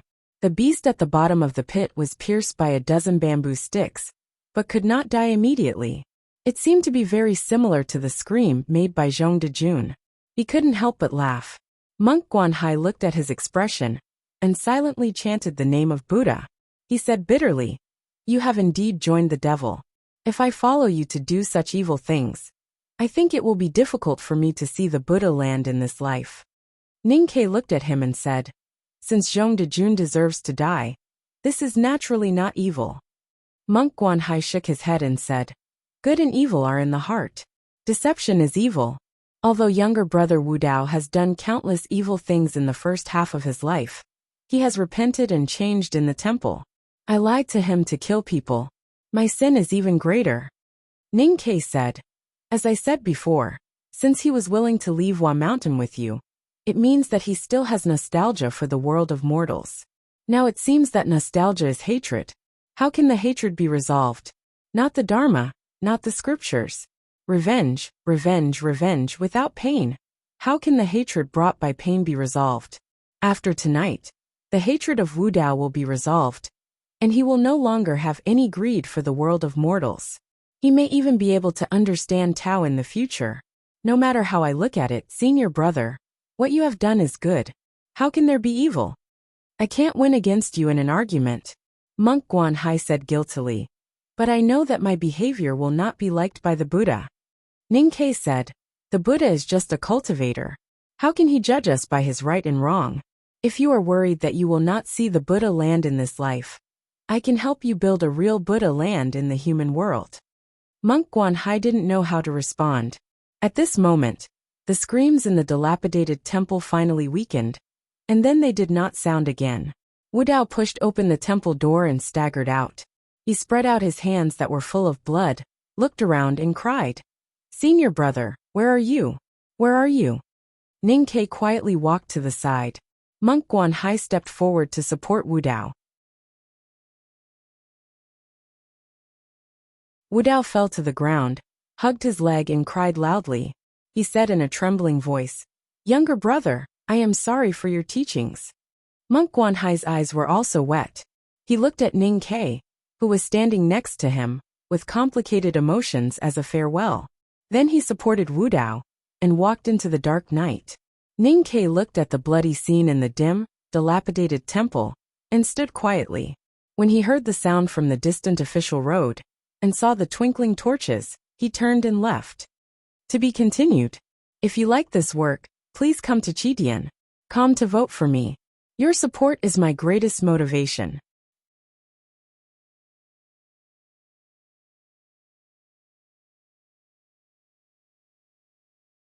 Chapter 847. I remember saying that I was not used to the input method, and often typed myself as myself. Looking back, I actually made many such mistakes. I'm going crazy. I can change them in the manuscript, but I really can't change them in the VIP chapters. Please forgive me. This is the second chapter. There's one more to go. I'll try to finish it before 3:30. It did not take long for the people in the mayor's mansion to discover that Zhong Dejun had been kidnapped. They began to search around Yangzhou City. The armed forces of the warlords showed their strong control. In a short time they found some clues. Then, they held torches and went to the dilapidated temple outside the city. In the dilapidated temple, they saw Zhong Dejun lying in a pool of blood on the ground. After confirming that the noble was no longer breathing, everyone's faces were filled with anxiety and unease. The famous gardens by the Fuchin River also became tense because of Zhong Dejun's strange death. The atmosphere became even more depressing as the subsequent clues were found. The two monks boarded the official ship of the South Jin Kingdom an hour ago. They should be on the lake by now. Even if we chase them with a speedboat, we can only catch up with them on the other side of the lake. Cui Shi looked at the wrinkles on his old father's face. After a moment of silence, he said, the Zhong family reacted strongly. They requested to immediately send people to board the ship and chase after them. I've suppressed them for now. The head of the Cui family looked like an ordinary rich man. However, compared to his father, the true ruler of Qinghe County, he was still not calm enough. The old master had once been the prime minister of the Tang Empire and had supreme prestige in Qinghe County. He could do anything he wanted and gave Qinghe County a rare opportunity. However, he was such a powerful old man that he looked no different from an ordinary old servant. In fact, he had once met Ning Ke as an old servant. The Zhong family only had such a talented disciple. He died so tragically. It's natural for them to react strongly. You handled it well. You can't let their anger destroy the rare peace of Qinghe County. Old Master Cui extended his hand into the copper basin and slowly rubbed the towel that had been scalded by the boiling water. His somewhat exhausted voice was gradually soothed by the heat. He said, but the identities of those two monks must be investigated. The most important reason why the warlords of Qinghe County were so low-key about tonight's murder was that the two monks were the biggest suspects. In today's world, the Buddhism sect was as low-key as before. However, as the Academy and Haoyan Taoism both suffered losses, people began to be wary of the monks' power. The old man covered his face with the hot towel and remained silent for a long time. He felt that there was more to Zhang Dejun's death, but there was nothing he could do.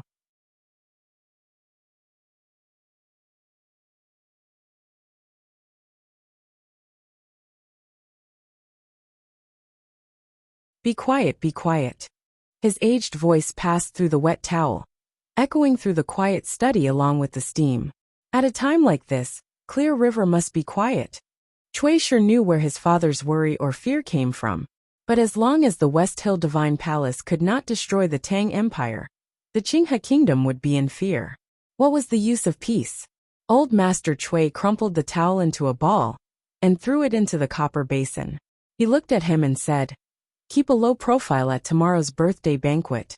As for the House of Red Sleeves, send them out of the country." Cui sure looked at the white cloth on his father's face, and suddenly thought maliciously that this really looked like the scene of those old people dying. He agreed calmly and walked out of the study. The study was silent. Old Master Cui walked shakily to the table and picked up the perfectly warm teacup. He brought it to his lips and took a sip. His wrinkled face was filled with worry. The teacup in his hand trembled slightly.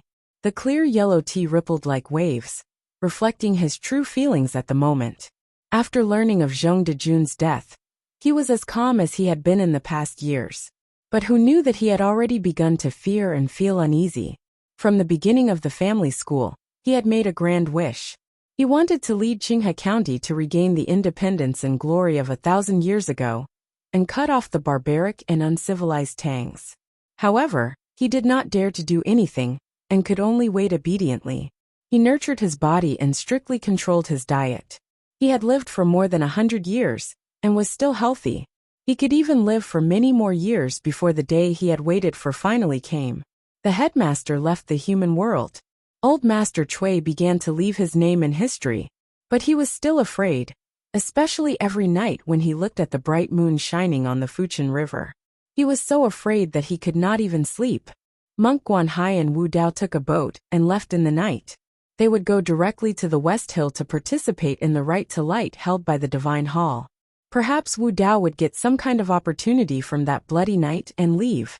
Wang Jinglu disappeared from Yangzhou City with his straw hat. No one except Ning Ke knew that he had been here. No one knew where he was hiding and what he was preparing to do. Zhang Dejun died, and Qinghe County began to feel uneasy. The famous gardens by the Fuchin River began to fear. Ning Ke did what he wanted to do, and left Qinghe County for the Great Swamp. This was a very ordinary passenger ship. Compared to the ships of the South Jin Kingdom Navy patrolling around the Great Swamp, it was pitifully small. Even slightly larger waves would cause the ship to sway violently. This kind of passenger ship was very slow. It would take 2 days to cross the Great Swamp. The people who took this kind of ship were naturally ordinary people who had no money.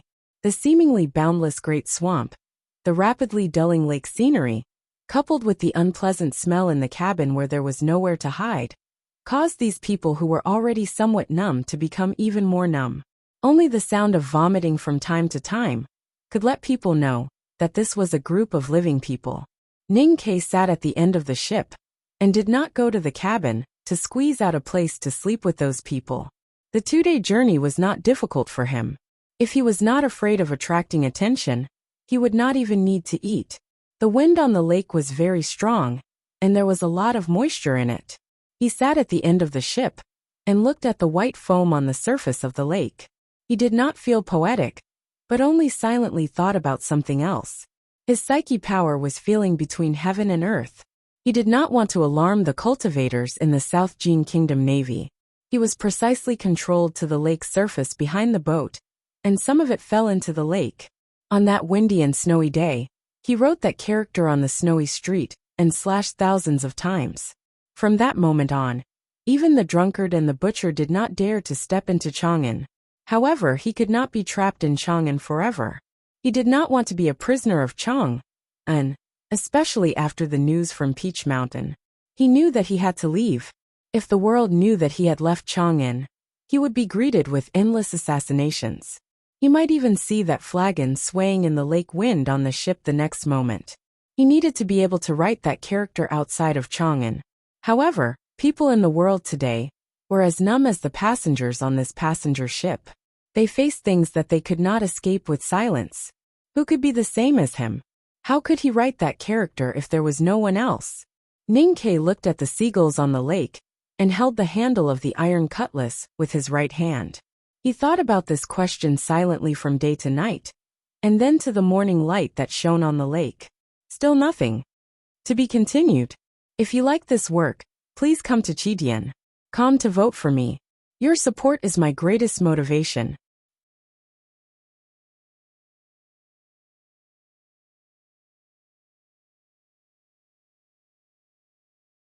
Chapter 848. For cultivators, danger was often an opportunity. The greater the danger, the more likely it was for them to break through the realm. Master Huang Yang was enlightened when he encountered the horse gang in the western wilderness. The Abbey Dean entered the legendary state of tranquility in front of thousands of knives in Chang'an. It was a risk for Ning-Kei to leave Chang'an, but he had to come. He wanted to master the human talisman through this journey. The beauty of the lake and the influence of nature, the various states of the people in the cabin, and the contemplation of eating and sleeping all made him vaguely moved, but he was unable to put it into practice. 2 days and 1 night later, the passenger ship anchored at the pier of the South Jin Kingdom. The people in the cabin carried their luggage ashore and passed through the sharp shouts of the hawkers in the South Jin Kingdom before disappearing into the crowd. Since Wang Jinglu was not by his side, Ning-Kei carried the iron cutlass on his back and the box with the iron arrows. It was naturally inconvenient for him to enter the city. He left the official road and climbed a mountain peak where few people visited. He found a mountain stream and took a bath. He caught a gazelle and roasted it to eat. Then, he slept peacefully on a tree. Many years ago, when he was still a teenager, he could live freely in the Min Mountain with Sang Sang on his back. Now that he had the Great Spirit, he could kill a tiger with a stone. Life in the wild, which was difficult for ordinary people, was not difficult for him. He could live comfortably. It didn't take long for them to see the outline of the city in the distance. Although it wasn't as magnificent as Chang'an, it was still one of the top cities in the world. Ning-Kei became more cautious. He made some changes to his appearance, restrained his psyche power, and covered his snow mountain and ocean of chi with the Great Spirit. Then he walked on the official road. He waited on the official road for a long time and found the carriages of the prince's mansion. He quietly put the cutlass and arrows in the carriage and followed the carriages into the city. The reason why he was so cautious was not because it was the capital of the South Jin Kingdom, Lincoln. There were many powerhouses in the city, and there was an array on the city wall. It was because there was a lonely mountain not far from the capital. The sword garret was in that mountain. Ning-Kei was confident in his current state, but he did not think he could withstand Liu Bai's sword for even a moment. He followed the caravan into Lincoln City. When they reached a quiet place, he retrieved the iron knives and arrows from the truck. The whole process was simple and no one noticed. According to his original plan, he planned to stay in Lincoln City for 2 days to get a feel of the people here and see if it would be helpful for his cultivation. Then he would leave. Since he was returning to the mortal world in search of fated chances, he wanted to feel the aura and power of the human world. Naturally, he had to get in touch with ordinary people, so he went directly to the eastern city. Similar to Chang'an, the eastern city of Lincoln was also home to the poorest people, and the poorest people were the most ordinary people, because poverty was always the norm in the human world. Before entering the eastern city of Lincoln, he had made some mental preparations. However, when he passed through the straight and luxurious Imperial Street and entered the short alleys, he still found that his mental preparations were not enough. He had thought that he had been living in the eastern city of Chang'an for many years and was used to seeing poverty. Lincoln was the capital of the South Jin Kingdom, but he did not expect that the poverty here was still beyond his imagination. The street was already extremely narrow, and most of the area was occupied by the residents' tents. It was extremely crowded, and one had to constantly avoid the protruding iron sheets as he walked. He also had to be careful not to be splashed by the urine of the people in the tents. It was a difficult task for anyone, Ning-Ke stepped on the old bricks in the dirty water and walked with difficulty in the dirty air and noisy scolding. Suddenly, he smelled something greasy beside him. He turned his head and saw a woman in ragged clothes wiping a hot iron pot with a piece of meat in her hand. Several shirtless little boys covered in mud stood beside the iron pot and waited. Their little hands held the broken bowl tightly, and their eyes were shining. The sound of urine came from the toilet next to them, which was separated by an old cloth. After a while, the old cloth was lifted, and a girl walked out holding up her pants. There was no shyness on her face, only anger. She shouted at the little boys, "Is this for you to eat? Don't be greedy." Ning-Ke looked at this scene, and after a moment of silence, he continued to walk into the depths of the dilapidated street. He had seen scenes that were far more sad and dark than what he was seeing now. However, since he came to the city of Wei, he had not experienced such a life for many years. At least in Chang'an, he would never see such a life. He walked very slowly, because the alley was narrow, and also because he wanted to see more. He squatted not far from a well at the corner of the street, and watched the women wash their clothes. He found that they did not use any soap powder, and they did not even use the washing hammer that was placed next to them. They just kept rubbing their white hands. A noisy chatter sounded behind him. He stood up to make way for the girl he had seen earlier to come over with a rice bowl.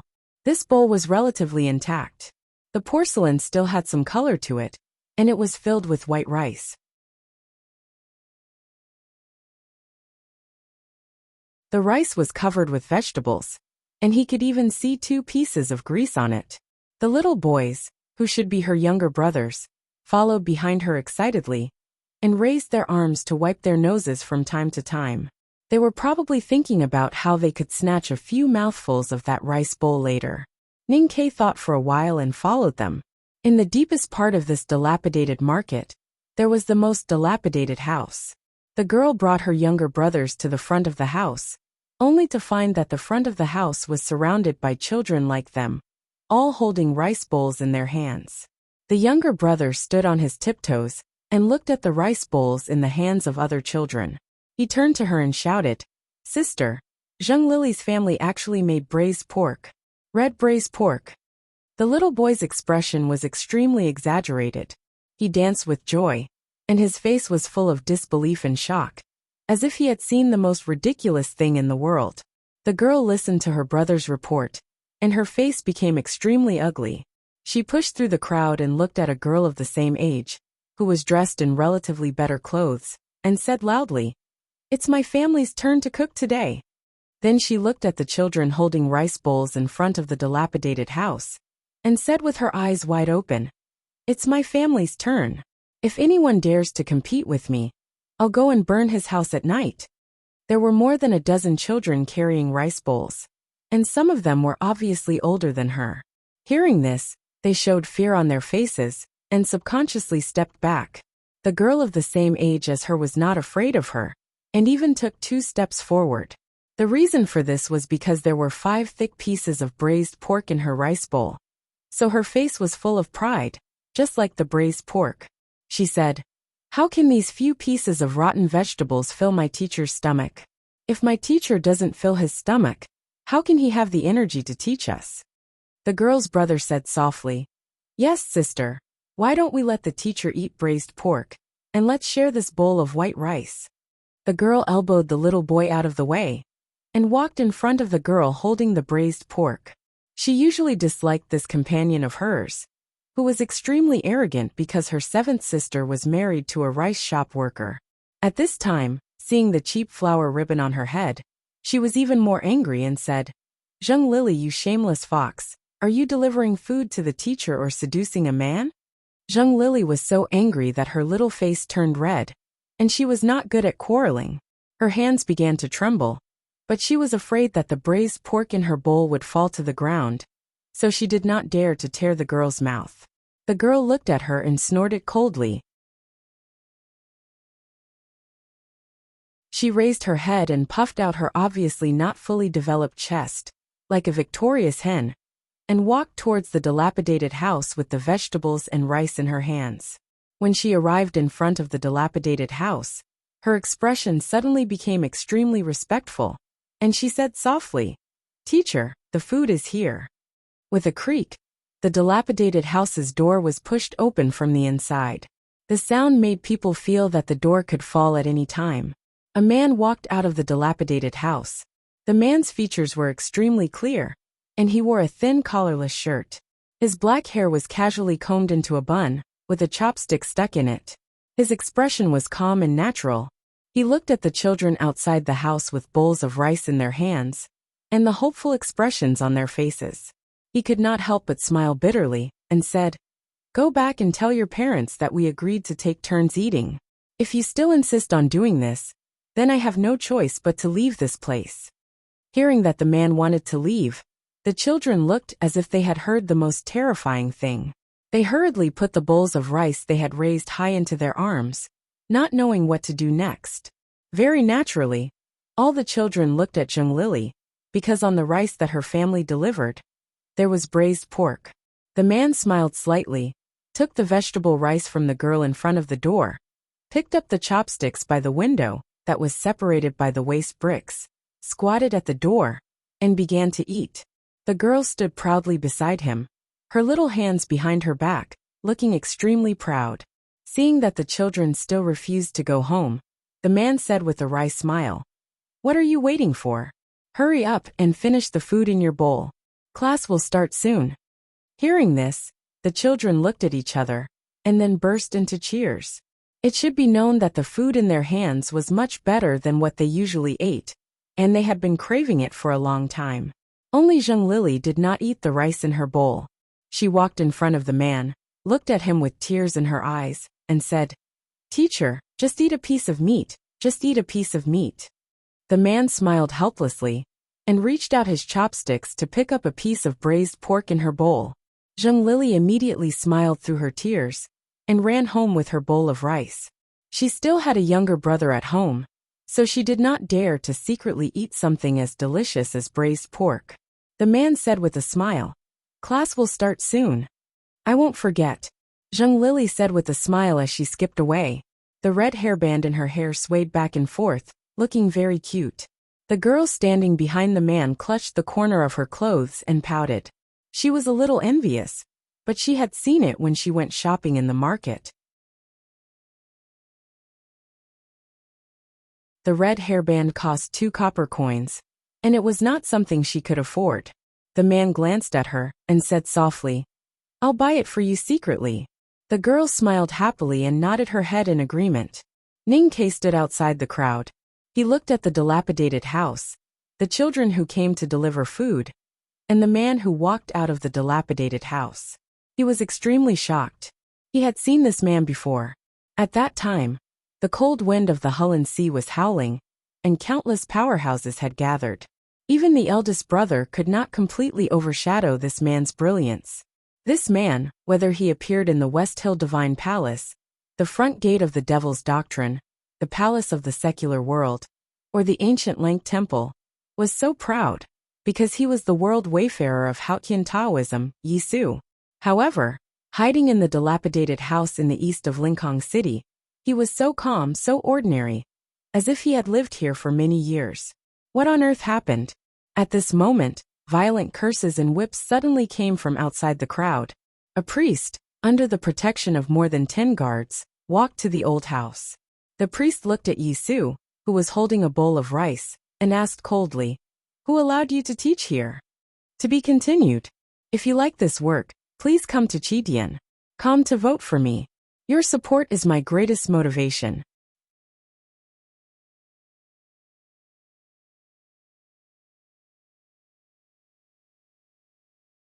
Chapter 849. The priest was fat and wore a robe made of silk. When he spoke, he covered his nose with his fingers. It was obvious that he was not used to the smell of dirty water in the street. Yisu asked, "Do I need permission to teach in Linкong?"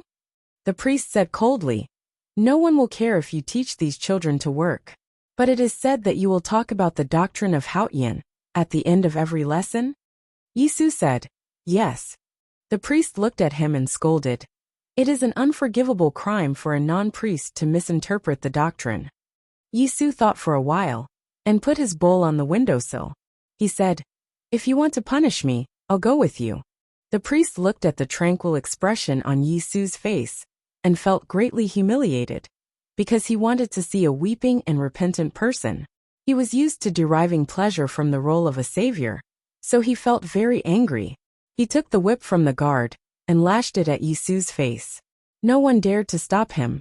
Even the children who were holding their bowls and were very respectful to their teacher could only stand aside. Because he was the priest who represented the will of Haotian, Ning-Kei stood outside the crowd, watching this low-level priest teach Yisu a lesson for such a reason. Naturally, he felt that it was a bit ridiculous, thinking that this was really courting death. However, when the whip was lashed out, Yisu still did not react. He stood in front of the dilapidated house with his head down, as if waiting for the whip to leave a bloody mark on his face. Ning-Kei then remembered that Yisu was defeated by second brother in the Battle of Verdant Canyon. His snow mountain and ocean of chi were destroyed. Now he was just an ordinary person, or even a useless person. He was no longer the powerful Haotian Taoism cultivator, who carried a wooden sword and walked proudly in the world. Now he could not avoid this whip. Naturally, he could not avoid the many whips that would fall later. The genius of Haotian Taoism might die quietly in the hands of that mediocre person. Ning-Kei was not going to make a move, because he had no reason to.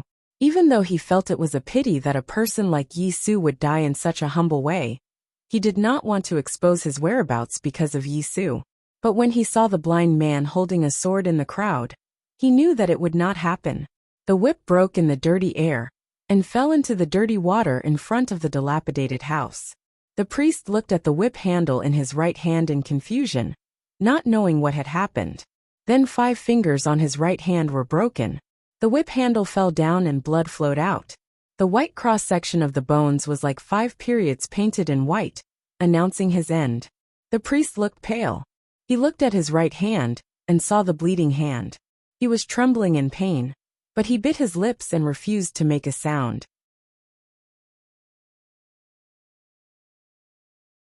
He was not the kind of person who devoted himself to Taoism and had a firm Taoist heart. The reason why he could bear the pain of his broken finger was that, like Ning-Kei, he also saw the blind man holding a sword outside the crowd. From the moment he saw the blind man, the priest knew why the whip broke and why his fingers were separated from his body. He also knew that if he did not want his head to fall off, he had to bear the pain. The West Hill Divine Palace had a highly respected status in any country other than the Tang Empire. Ordinary nobles did not dare to offend the low-level divine priests. However, there was a place in the South Jin Kingdom where even the West Hill Divine Palace had to be respected. The low-level divine priests were no different from pigs and dogs in their eyes. That was the sword garret. The priest didn't dare to linger in front of the house any longer. He walked out of the alley with his head down with a dozen guards. When he walked past the blind man holding the sword, he almost wanted to hide his head in his pants. It was said that the emperor of the South Jin Kingdom was killed by the sword of this blind man. He did not think that his life and that of the guards were more valuable than the life of the emperor. Lu Yiqing walked to the front of the dilapidated house and bowed to Yisu as a junior. He was now a powerhouse in the Knowing Destiny state. Yisu was just an ordinary person whose snow mountain and ocean of chi had been destroyed, but he was still polite. "My master invites you to meditate in the pavilion again," Lu Yiqing said gently. "You are a pearl. Why are you covered in dust?" "My master thinks that there are always ignorant and arrogant people in the world who want to do ridiculous things." Yisu looked at the blind swordsman in front of him and smiled. This was the 3rd time that the sword garret had sent someone to invite him. He also knew what Lu Baichuan meant. Haotian Taoism and the academy had both suffered losses. The situation had changed subtly. The Jishou Abbey, which had been hidden for countless years, was no longer the unknown place that everyone worshipped. No matter in the cultivation world or within the West Hill Divine Palace, there were many people who wanted to kill or bully him in order to gain some spiritual power or self-recognition. He looked at Lu Yiqing and said, "I am just an ordinary person. Those who are still looking at me can't go far. Since that is the case, there is no need to pay attention to them." Lu Yiqing said, "Sir, you live in a shabby alley. How can you guarantee your safety?" Yi Su said, "There are many ordinary people living in this alley. I hope to live like them. If I can't, then it is probably Hao Yan's wish. Please thank your master for his kindness on my behalf." Lu Yiqing knew that it was not easy to persuade him. He shook his head helplessly and thought that even though Yi Su's state was destroyed and his words were not as arrogant as before, Yi Su was still Yi Su. Lu Yijian left with his sword as a walking stick. The shabby house became quiet again. The children looked at Yi Su with even more enthusiasm. They were used to seeing bloody conflicts in this street, so they could ignore the 5 fingers in the dirty water. But they knew that their master was indeed not an ordinary person. As the saying goes, children from poor families take charge of the household at an early age. Otherwise, how could Sang Sang become the Sang Sang she is now? The children in front of the dilapidated house used the wisdom of the marketplace to see that Yi Su was extraordinary. Instead of being scared away, they showed the cuteness of naive commoners and wrapped themselves around him. Yi Su did not care about the excitement around him. After the children finished eating, he took out a small blackboard from the shabby house and began to teach the children. It suddenly became much quieter. Ning Kei stood at the periphery and listened to Yi Su's calm and gentle voice. Watching him patiently explaining to the children, he suddenly felt that he saw the shadow of his eldest brother in Yi Su. The content of Yi Su's lesson surprised him. It had nothing to do with cultivation. At the beginning, he was talking about a way to weave hair flowers. Then, he began to draw pictures and taught the boys how to do carpentry. It was not until the end of the lesson that Yi Su talked about a simple doctrine. Ning Kei did not understand. As dusk approached, the voices of parents calling for their children could be heard from the depths of the alley. Poor people only ate 2 meals a day. Dinner was always a little earlier. If they were hungry, they could just go to bed and endure it. Yi Su waved his hand, indicating that the lesson was over. Then he walked into the shabby house with the small blackboard. The children bowed respectfully to the shabby house, and then dispersed noisily. Ning Kei walked to the front of the shabby house and looked at the wooden door that could not even block the wind. He was silent. Logically speaking, he should not have walked in. However, what he was looking for was lucky chance. It was lucky chance that he suddenly met Yi Su in the dirty streets of Linкong City. He was originally going to die in West Hill. It was a great lucky chance that he met Yi Su before he died. He believed that he could kill Yi Su at any time. He took 2 steps forward and raised his hand to knock on the door. "Come in," Yi Su said in the shabby house. Ning Kei pushed the door open and walked in. There were only 4 walls in the shabby house. There was only a small bed and a water tank. There were many holes in the felt of the roof, which was bright from the twilight. Yi Su was surprised to see him. He said with a smile, "Why are you here?" Ning Kei said, "I was just wandering around."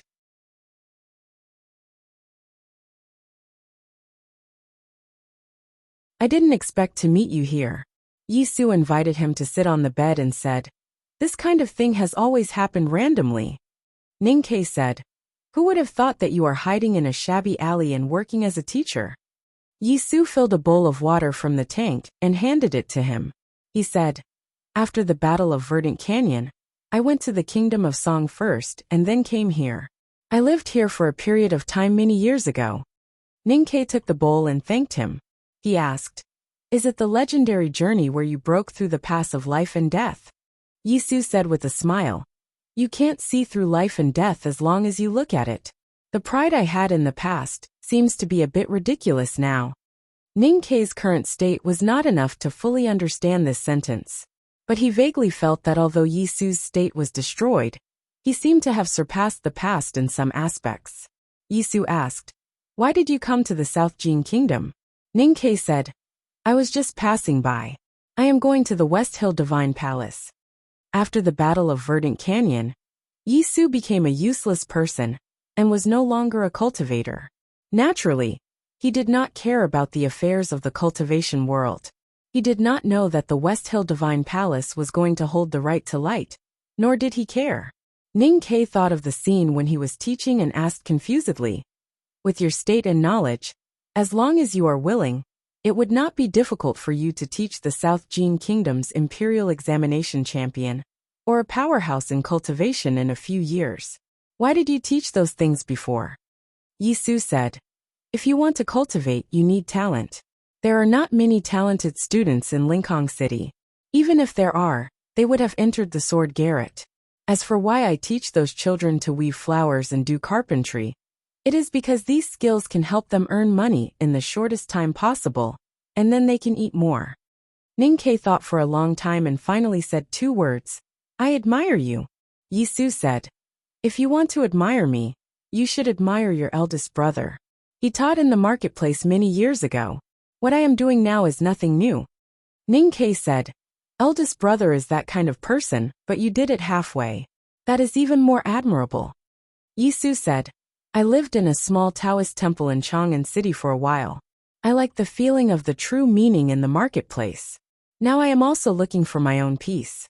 Why should I admire you?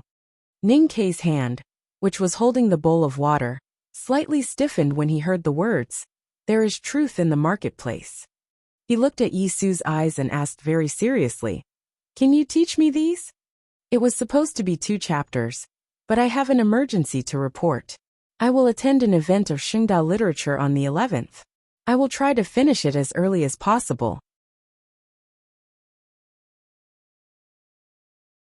If one day doesn't work, I will come back after 2 days. I do not want to stop updating, so I have to save up some manuscripts. Today there is only 1 chapter. Then I recommend a book to you. The title is Forging Immortals. The author is a recruit carrying a spear.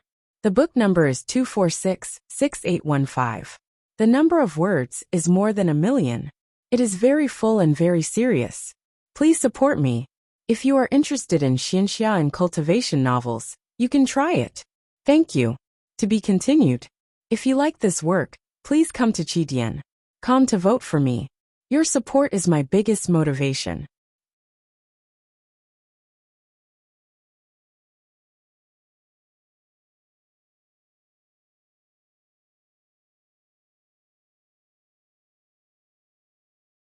Chapter 850. Yisu looked at him and said with a smile, I learned something from your senior brother, so I should teach it to you. But I have to pay for it. What do you want to learn? Ninkei looked at the bowl in his hand. The water in the bowl was like wine. He was silent for a long time. And then he began to tell the story that happened last autumn. The thin snow on the city wall of Chang and fell like a curtain. The Abbey Dean encountered thousands of knives when he entered the city. The snow in the sky began to burn, burning a piece of blue sky. He wrote a word in the blue sky. Yisu was now an ordinary person, and did not walk in the cultivation world. He did not know many things, but the sword garret had already informed him that the Abbey Dean had entered Chang'an. Since you can write that word, you are invincible in the city. Even the headmaster was defeated by your knife. But if you come out of the city, you will die if the headmaster looks at you. Ninkei admitted it and said, I want to know how to be equally powerful outside of Chang'an.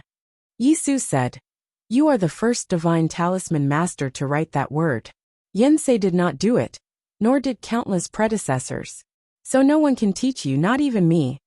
Ninkei asked, how to gather more people's wills. Yisu said, the most common method or expression is naturally the word faith. Ninkei said, I think so too. But I don't want to follow the old path of Hautian Taoism. Yisu said, so you took a great risk to leave Chang, and in travel in the human world. You are still following the old path that I took when I wanted to see through life and death. Ninkei did not quite understand what he meant. That day, your senior brother sat by the pond and read a book. He did not look at my sword at all. Then I realized that to see through it, I still needed to look. The word look was inferior. Later, I meditated in a small Taoist temple and saw the broken eaves. Then I understood the principle of breaking and building again. Finally, I understood that the cycle of life and death is natural. Yisu recalled the sword on the snow-capped peak in the wilderness and the scholar by the pond. He looked at him and said with a smile, so I could take Jun Mo's sword in front of the verdant canyon. Ninkei asked, what does this have to do with my current confusion? Yisu said, You are writing words that no one has ever written before. You are walking on a path that no one has ever walked before. I said that no one can teach you. All I can do is to show you the process of my cultivation comprehension. I will crush it for you to touch. It is not up to me to decide what you can comprehend from it. After a moment of silence, Ning-Kei said, "Please continue." Yisu said, "Back then, when I traveled to different countries to see through the trial of life and death, I was still a bystander. But now, I've become a disabled man and returned to the human world.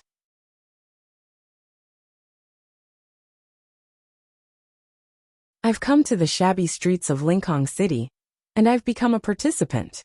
Ning-Kei recalled how he looked at the streets and alleys on the city wall of Chang, and how he looked at the numb passengers in the cabin on the Great Marsh passenger ship. Only then did he realize that he was still a bystander.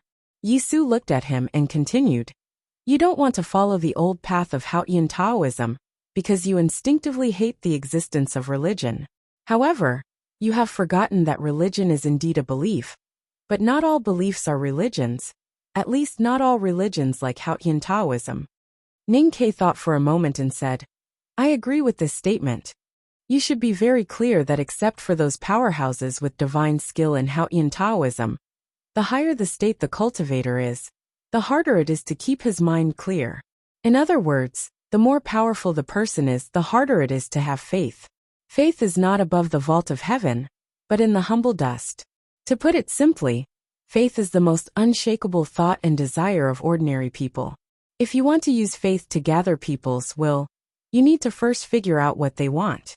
Yisu said, "Now that my snow mountain and ocean of Qi have been destroyed, I have become a real ordinary person. I don't have the ability to think about the profound truth, but I have the opportunity to live an ordinary life and understand the thoughts of ordinary people. For example, the belief of the children in this street is just to eat." Ning-Kei thought of the scenes he had seen and nodded. Yisu looked at him and asked, "You haven't eaten yet, right?"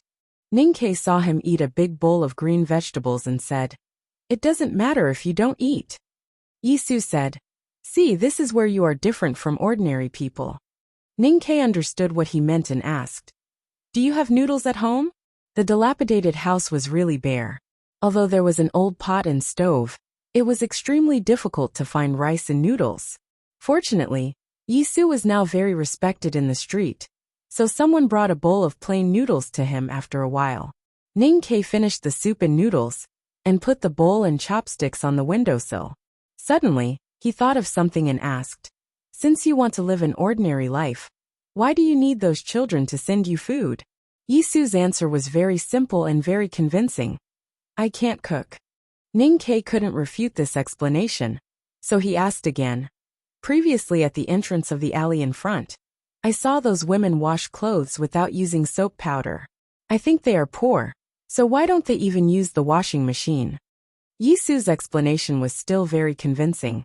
The washing machine can indeed wash clothes more cleanly, but the clothes in their homes are not made of good cloth, so they may be damaged after a few times of washing.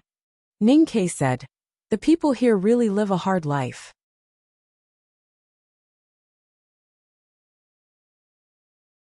Do you have to live in such a difficult environment to experience the feelings you want to experience? Isn't it a little too self-torture? I have just started to understand and learn in this aspect, so I can't give you a direct answer or a clear direction. I can only tell you some of my vague judgments for your reference." Yisu said, "We have said before that faith can be used to gather the will of the people. In fact, there is no problem with this saying in reverse. The strongest and most unified will of human beings will inevitably become faith. So we actually only need to know what people want the most. Human beings are very good at hiding their true feelings, because exposing them is sometimes like taking off armor, which means danger. In an ordinary day, in a warm and comfortable environment, it is difficult to find out their true desires and thoughts. If you ask them what they want, it is difficult to get an answer. Only in the desperate period of life, in the extreme background, those answers will jump out by themselves and appear extremely clear. No matter if they are numb or Philistine before, their behavior is always so honest." Ning-Kei thought of the bravery of the people in Chang, and on that snowy day and fell into deep thought. Yisu continued, "What you said before is wrong. It is not that we have to be in a difficult environment to understand these things, but that difficulty is the normal state of the human world. I didn't go to Chang'an, but came to Linkhong, because the Tangs live too freely and beautifully, which is not a treatment that everyone can enjoy. In Linkhong, I've seen the most extravagant nobles, the poorest citizens, the most arrogant priests, and the most miserable slaves. Wealth and poverty seem to be inborn and cannot be changed. This makes me start to think about a question. Why can't these things be changed?" The twilight spilled into the house through the hole in the roof, as if plated a layer of warm red luster on Yisu. It did not feel sacred, but it was so intimate. He looked at Ning Ke quietly and said, "In the doctrine of Haotian, everyone is guilty and needs to repent, so that they can be saved by Haotian and enter the divine kingdom of light after death. But in the long decades of life before entering the divine kingdom, do believers have to bear the hopeless torture of poverty? I have never been to the divine kingdom of Haotian, so I don't know if it is as beautiful as described in the scriptures. But I know that the human world under the divine kingdom is not beautiful. Then if Haotian's compassionate gaze does not fall on the human world, or if it is testing the human world, what should Haotian believers do? Should they kowtow to the West Hill Divine Palace and wait for the final salvation, as they have done for countless years in the past? Everyone is guilty, but what is the sin of believers? Greed for material things? Desire for wealth? Longing for freedom?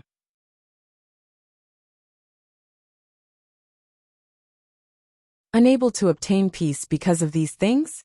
These are all desires that human beings can hardly get rid of. If these are all sins, then they are the original sins that cannot be completely erased. For these sins, the Buddhism sect requires meditation and takes the path of restraining desires. Taoism, on the other hand, is based on believers' belief in Haotian and requires believers to turn these desires into offerings. The bridge between them is faith. Only the Academy has never restrained these sins. Yisu said, "These are all reasonable, but they all have shortcomings. The Buddhism sect does not look at the present world and only places their hope in the next world. The Taoism sect does not look at the reality and only places their hope in the divine kingdom. The Academy sets the law of the Tang Empire, but it still plays the role of a leader. It requires too much of one's own accomplishment. These days, I have been thinking whether there is any other way to make the human world full of original sins better." Ning Ke looked at him and asked, "What is it?" Yisu said, "Haotian will save us at the end of our lives, but who will save us at the stage of life extension? We must save ourselves." Ning Ke was silent for a long time and said, "So you teach those children?" Yisu said, "This is just the beginning." Ning Ke looked at his eyes and said, "According to the doctrine, only Haotian is qualified to save the world. Your current thoughts and actions are already considered blasphemy by Haotian." Yisu said, "Haotian loves the world. How can he not allow the world to save itself?" Ning Ke looked at him in the twilight and did not know what to say. As time went by, if this person really succeeded in preaching, perhaps this street full of sewage and garbage would become a holy land of Haotian Taoism in the future, because he would become a sage. Of course, it was more likely that this former world wayfarer of Haotian Taoism would be tied to a wooden frame by the priests in red and then burned into a charred corpse. Yesterday, I said that I would save the manuscript, but I only wrote a few hundred words. This chapter is too difficult to write. My original idea was to create something like a new religion, but I found that I am not capable enough. No matter how much I read about religious history, it is useless. Without that ability, I will not do it. In the future, I will only write pictures and not these things that I cannot understand. Then I am going to go out. I can only try to write as many updates as possible until the 12th. When I come back, I will work hard to write to satisfy everyone." To be continued. If you like this work, please come to Chitian.com to vote for me. Your support is my greatest motivation.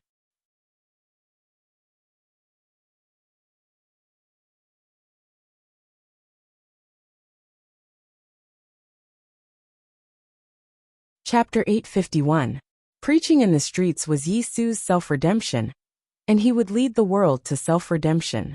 For the Haotian doctrine that had been maintained for tens of thousands of years, this change seemed small, but it was actually a revolutionary change. The worship of Haotian would be replaced by the new doctrine, and the yearning for the divine kingdom would be replaced by the love for the world. That was why Ningke was shocked.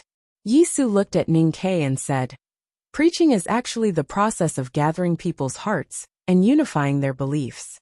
I'm still trying to figure out how to do it. There are more precedents in the classics of Haotian Taoism. If you are interested in this, you can go to the book hall of the Divine Halls of West Hill. There are many books there." Ningke stayed in Lincoln and discussed and studied with Yisu. The more they talked, the more he admired Yisu. He found that this man who lived in a shabby house was like a whetstone that had been sharpened countless knives. He was gentle on the surface and firm on the inside. There were many rough edges that could not be seen by the naked eye. He ground the scriptures in the classics into powder and turned them into his own ideas. During the discussion these days, Yisu did not express his opinion on how Ningke could write that word. Just like at the beginning, he calmly talked about what he had learned in this life, and what he had learned from traveling around the world. Yisu was well-read, and had studied the classics since he was a child. Ningke had learned the Taoist theory systematically. During the discussion, Yisu proposed an interesting hypothesis. If Haotian was the rule of the world as the headmaster had said, then how did the cold and objective rule come to life and power? He thought it was most likely from the people's belief. Ningke thought it was reasonable, but it did not make sense when he thought of the everlasting night that would appear every tens of thousands of years. Apart from the discussion, Yisu taught the children in the streets every day. He taught them carpentry, weaving and winemaking. He also told them some stories from the classics. It was midsummer, and it rained frequently in Lincoln. The street was full of temporary buildings and old houses that had not been repaired for a long time. Under the heavy rain, houses collapsed every day. Yisu took the children everywhere to save people, help repair the eaves that had been damaged by the rain, and even began to plan a comprehensive renovation of the street's drainage system after winter. Because the disciples of the Sword Garret would come occasionally, Ningke seldom walked out of the shabby house. Naturally, he did not help with these things. He just quietly observed the whole process and gradually learned something. In the end, the rainstorm lasted for 3 days. Just when everyone was exhausted and on the verge of despair, the rain suddenly stopped, and the sky suddenly cleared up. Countless cheers resounded in the rain-soaked streets. Yisu carried the medicine box and walked back and forth between the houses. There were too many mosquitoes after the rain, so he was very vigilant about diseases. Ningke emptied the 3 broken bowls in front of the bed and looked up at the sun through the hole in the ceiling. He thought silently, "Why did you suddenly stop crying?" When Yisu returned to the shabby house, he was already very tired. He handed the bowl of vegetable rice to Ningke and said, "I don't feel well today. You eat first." Looking at his pale and thin face, Ningke thought that his current body was even weaker than that of an ordinary person. If he persisted in this way, he would probably die before becoming a sage. "I don't want to eat anymore." He looked at the porcelain blue sky through the broken roof and said, "I have to go." Yisu said, "I have nothing else to teach you. You really should leave." Ningke looked back at him and frowned slightly. Yisu smiled faintly and said, "Don't worry. Pity is a delicious poison to you right now. I won't hate you just because you wanted to kill me." Ningke thought for a while and said, "I still think it's a pity to kill you." Yisu said, "If I spread the news that you left Chang'an, then no matter how smart and studious you are, you can only write the word death in the end." Ningke said, "I hope that you can live, and I think you should also hope that I can live." Yisu asked, "Why?" Ningke said, "What you are doing, and what you will do is very interesting. Of course, you will face very difficult situations in the future, so you should need me." Yisu didn't say anything and just smiled. Ningke looked at his eyes and said seriously, "You need the Tang Empire in the academy." Yisu still didn't answer him and said, "Since you don't want to kill me, then pay the tuition fee before you leave." Ning Ke didn't take it as a joke. He took out a banknote, counted one and handed it over. Yi Su took it and saw that it was a banknote with a denomination of 100 taels of silver. He said with a smile, "The rumor that you and that person are as greedy as your life seems to be true." Ning Ke said, "The tuition fee for those students is just a few bowls of green vegetable rice. Isn't it enough for me to pay 100 taels of silver?" Yi Su said, "A bowl of green vegetable rice with oil dregs is more important to those children than 100 taels of silver to you. Don't forget that it's white rice." Ning Ke thought about it and found it reasonable. He said, "Then I'll pay more." Yi Su said, "Help me buy something." Ning Ke returned to the street from the market. He stepped on the broken bricks in the sewage and squeezed through the crowded shacks like he was dancing. He came in front of a house.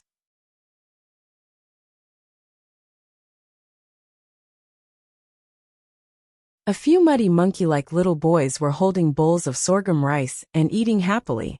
His mother stared at the thinning skin tied on the stove and was worried. The curtain in the corner was lifted, and the girl walked out with her pants up. She looked at her mother and said, "The teacher said that he wants you to buy me a belt." Her mother said angrily, "Didn't he just cut a cloth belt for you last night? You are wild on the street every day. Even the strongest cloth belt will be broken by you. Where else can I buy one?" Ning Ke stopped the girl who looked unhappy and handed the things in his hands to her. The girl was still very young, but she seemed very sensible. She took the things and asked, "Who are you?" Ning Ke looked at the little girl's messy hair and said, "I am a friend of your teacher. He asked me to buy this belt and the hair flower that he promised to give you." In Lincoln in midsummer, the heavy rain had just stopped and the heat came. The air was so humid that the sewage on the ground couldn't be evaporated in a short time. It gave off an unpleasant smell. Yi Su saw Ning Ke off to a secluded place outside the street. Ning Ke turned to him and said, "The little girl is very happy. Do you have other ideas?" "She is Huanzi. She is a girl," Yi Su said. Ning Ke said, "Why so serious? I was just joking before I left." Yi Su said, "I don't know you very well." Ning Ke said, "I know her very well." Yi Su asked, "Who is she?" Ning Ke said, "Your sister." Yi Su felt that he had heard the two words before. Then he remembered that he also heard the two words when he asked Mr. First where Ning Ke learned the day sword many years ago in the snow city of Chang, and people in the academy can be really annoying sometimes. He looked at Ning Ke and said, "So I still don't understand why you don't want to kill me. You used to be annoying too. But you are fine now. Although I have never been afraid to kill, I need a reason or emotion to kill." Ning Ke told him what he had done in Qinghe Prefecture, and then said, "I asked Wu Dao to kill Zhong Dajuan to help Guanhai solve some problems. At the same time, I wanted to intimidate Qinghe Prefecture and vent my anger. Most importantly, I wanted to tie the Buddhism sect, or at least the Lang Temple, to the academy. But when I met you in Lincoln, I thought of another possibility. Maybe the future of Haotian Taoism lies in you. Then why should I kill you?" Ning Ke didn't go far before he heard the sound of children reading in the street. To be more precise, they were not reading, but reciting the method of knitting hair flowers. He turned to look at the street and saw mist rising in the twilight. The sound of children's voices could be heard. He couldn't smell the stench from a distance. He could only see the picture, which was beautiful in a different way. Yi Su had integrated some ideas of the Buddhism sect and the academy, coupled with his experience in the small Taoist temple. He had his own view of the world. But he had betrayed Haotian. Before the Verdant Canyon, he had already betrayed Haotian. In Chang'an, the Abbey Dean had also betrayed Haotian. Truly powerful people, even the most devout believers of Haotian, would find their own way one day as long as they were willing to think. "Everyone will leave you." Ning Ke looked up at the sky of Lincoln and said to her. He didn't get any direct wisdom from Yi Su these days, but he at least understood one thing. To become a sage in the human world, one couldn't ask for help from sages. After leaving Lincoln, Ning Ke didn't enter the city again. He only walked in the mountains. It was peaceful all the way until he was close to the West Hill Divine Kingdom. He used a cloth belt to make a hammock between the sturdy branches. When night fell, he rested sideways on the hammock. Accompanied by the cool summer breeze, he soon fell into a sweet dream. All of a sudden, the crackling of firecrackers came from afar. He woke up with a start. He rubbed his eyes and looked down at the foot of the mountain. He saw firecrackers everywhere in the small village. He was confused. It wasn't the new year, nor was it a festival. The right to light would take many days. Why were the villagers setting off firecrackers? Could it be that someone had died? Even if someone died, it was impossible for every household to set off firecrackers. When the faint sound of firecrackers came from afar on the mountain ridge, Ning-Ke knew that something must have happened. His expression gradually became solemn. He suddenly noticed that the moonlight in the forest was a little dim. Or maybe it was just a little dim compared to the usual moonlight. Ordinary people wouldn't notice it. But for him and those from the academy, who often looked at the moon and scolded the headmaster, it was very dazzling. Ning-Ke looked up at the night sky, and then he couldn't move his eyes away. One of the bright moons in the night sky was missing at some point. I hope I can come back tomorrow night, but it's unlikely. The day after tomorrow at the latest. To be continued. If you like this work, please come to Chidian.com to vote for me. Your support is my biggest motivation.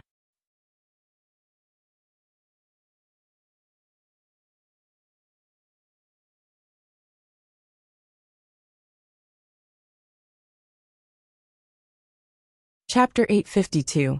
Last year, when the headmaster of the academy ascended to the sky by the Sishui River, there was a heavy rain that lasted for dozens of days. On the night when the rain stopped and the clouds dispersed, a bright moon appeared and shone on the world. No one had ever seen the moon. Only the Ming hand scroll of the Tomes of Arcane had made an obscure prophecy about this. After reading the Ming hand scroll, Buddha made a clear declaration in his notes.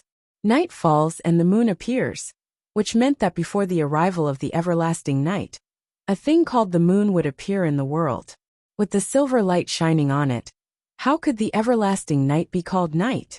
It was inevitable for human beings to panic about the unknown. However, human beings also had a very tough or sad characteristic. When they found that some things could not be changed, they would accept it in the shortest time possible, bear it silently, and soon get used to it. When people found that the bright moon in the night sky seemed to not disappear, they quickly accepted its existence. The imperial astronomer began to observe the trajectory of the moon, trying to infer misfortune from it. Poets began to write many new poems to praise this beautiful bright moon, and some people even began to worship the moon god. Since the moon seemed to be so stable and full of solemn beauty, like everything else in the world of Haotian, then let it continue to exist in the night sky. What did they need to worry about? All these feelings were based on the premise that the moon was stable. In fact, it was stable. From the day it appeared, it had not changed at all. It was always full and bright. When the night came, it would always appear in the fixed night sky on time, and its position had not changed. Everything would be different from tonight onwards. The bright moon would become dark, as if the sky was sunny and cloudy. The full moon would become smaller, as if it was missing a piece. The face of the moon was changing quietly, and everyone on the ground could see it. The sound of firecrackers rang through the world for more than 10 nights. Sparks flew in countless towns and villages. People looked at the night sky in horror, and kept beating gongs and drums, for fear that the moon would fall from the sky. They did not know whether these loud sounds were cheering for the moon, or emboldening themselves. People prayed to Haotian, and worshipped the moon god. Only Ning-Ke, who walked in the forest, did nothing. He looked at the moon silently every night, his face full of worry. He had seen the waxing and waning of the moon countless times, so he was not as alarmed as the others. However, he did not understand why this moon would also waxing and waning. He was very worried that something had happened to his teacher, who was fighting in the sky. Are you hurt? Can you still hold on? Ning-Ke arrived at the West Hill Divine Kingdom. This was his second time coming here.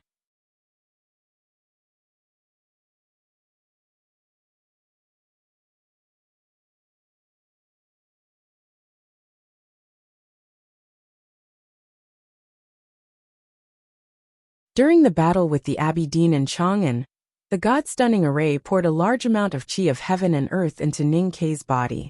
At that time, his state was raised to the peak of the knowing destiny state in a very short period of time. After the battle, the chi of heaven and earth flowed out of his body and returned to the streets of the city.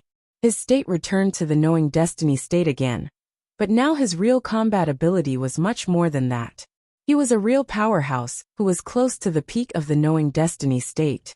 Most importantly, the chi of heaven and earth in Chang, and did not completely leave his body. After all, there was still a trace of it left in his body. For the 1,000-year-old city, a trace was not enough to make a difference. But for a cultivator, the primordial chi was unimaginably abundant. When Ning Kei had secluded himself in the precipice of the back mountain of the academy, he had completely mastered the method of cultivating the Great Spirit.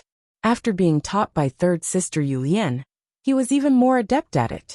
The remaining chi of heaven and earth in his body was slowly turning into his own Great Spirit as time went by. Now the water droplets condensed by the Great Spirit in Ning Kei's lower abdomen had already become a pond. It seemed to be inexhaustible in battle. It was even easier to use it to cover his snow mountain and ocean of chi, and disguise himself as an ordinary person who could not cultivate. Not to mention the old priest on the chair. Even if the hierarch of the West Hill Divine Palace came in person, he might not be able to see anything wrong.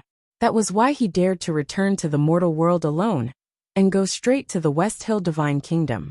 The imperial court of the Tang Empire and the academy had made ample preparations for Ning Kei's trip to the West Hill. There could not be any problem with his identity. The letter in his arms was really written by the Abbey Dean of the Baiyun Taoist Temple in the Kingdom of Song. The priest in charge of logistics in the Revelation Institute looked at Ning Kei softly after reading the letter. He said, "Since it is a recommendation from my senior brother, it is not appropriate to reject it. You should work hard in the book hall, especially during this period. You must behave yourself and do not go out at will." Ning Kei thanked him and put the expensive gifts with the Kingdom of Song's characteristics in the corner of the room. He bowed to the priest and went to the book hall with the approval letter. He was now a servant of the Revelation Institute, responsible for cleaning the book hall. The deacon in the book hall threw him a bunch of keys and said a few things to pay attention to. Then he ignored him. The identity of a servant was hard to attract anyone's attention. When the other disciples of the academy began to discuss, he chose this. He also wanted to stay in the book hall because it was where the headmaster used to stay.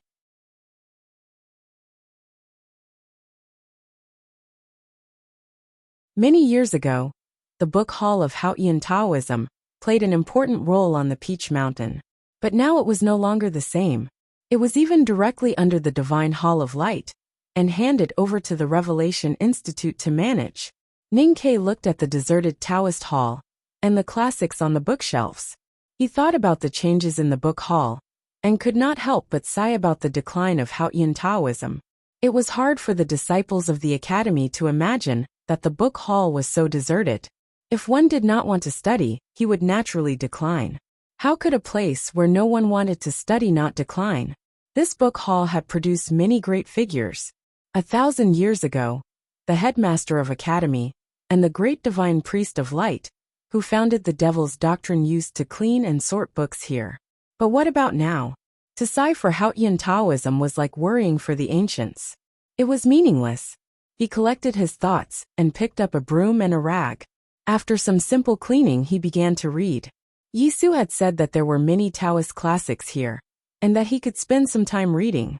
He liked reading, and judging from the current situation, no one would disturb him. Because of the war against the Tang Empire and the right to light, some students of the Revelation Institute were in the Qinghe Kingdom, some were in the South Jin Kingdom, and most were busy on the Peach Mountain. Ning Kei hid in the book hall and read for a few days. He did not meet a single person. He kept reading the books he needed. Time passed slowly. Sometimes, he even felt that he had become a scholar. But that was not the case. When his eyes occasionally left the paper and looked at the divine hall on the mountain, it was very complicated. Two girls stood in front of the divine hall of light. The two girls were still very young. They wore white clothes, and their appearances were ordinary. However, Those who saw them would find it hard to shift their gazes away, because they were extremely white. Every inch of their skin was exceptionally white, without a single blemish to be found. It was like snow, and their expressions were exceptionally pure like water. In the distance, the deacons and priests of the divine hall, who were busy, looked at the two girls in white with curiosity and awe. The two girls in white were selected from more than 100,000 girls in the West Hill Divine Kingdom. According to the decree of the Hierarch Lord, they had the same status as the saintess. Therefore, no matter how curious the people in the divine hall were about them, or about the divine hall of light, no one dared to ask. The people in the divine hall rarely saw the two girls, because they were always in the divine hall of light. They rarely stepped out of the divine hall, which made them very mysterious. But today they stood outside the divine hall. What were they waiting for?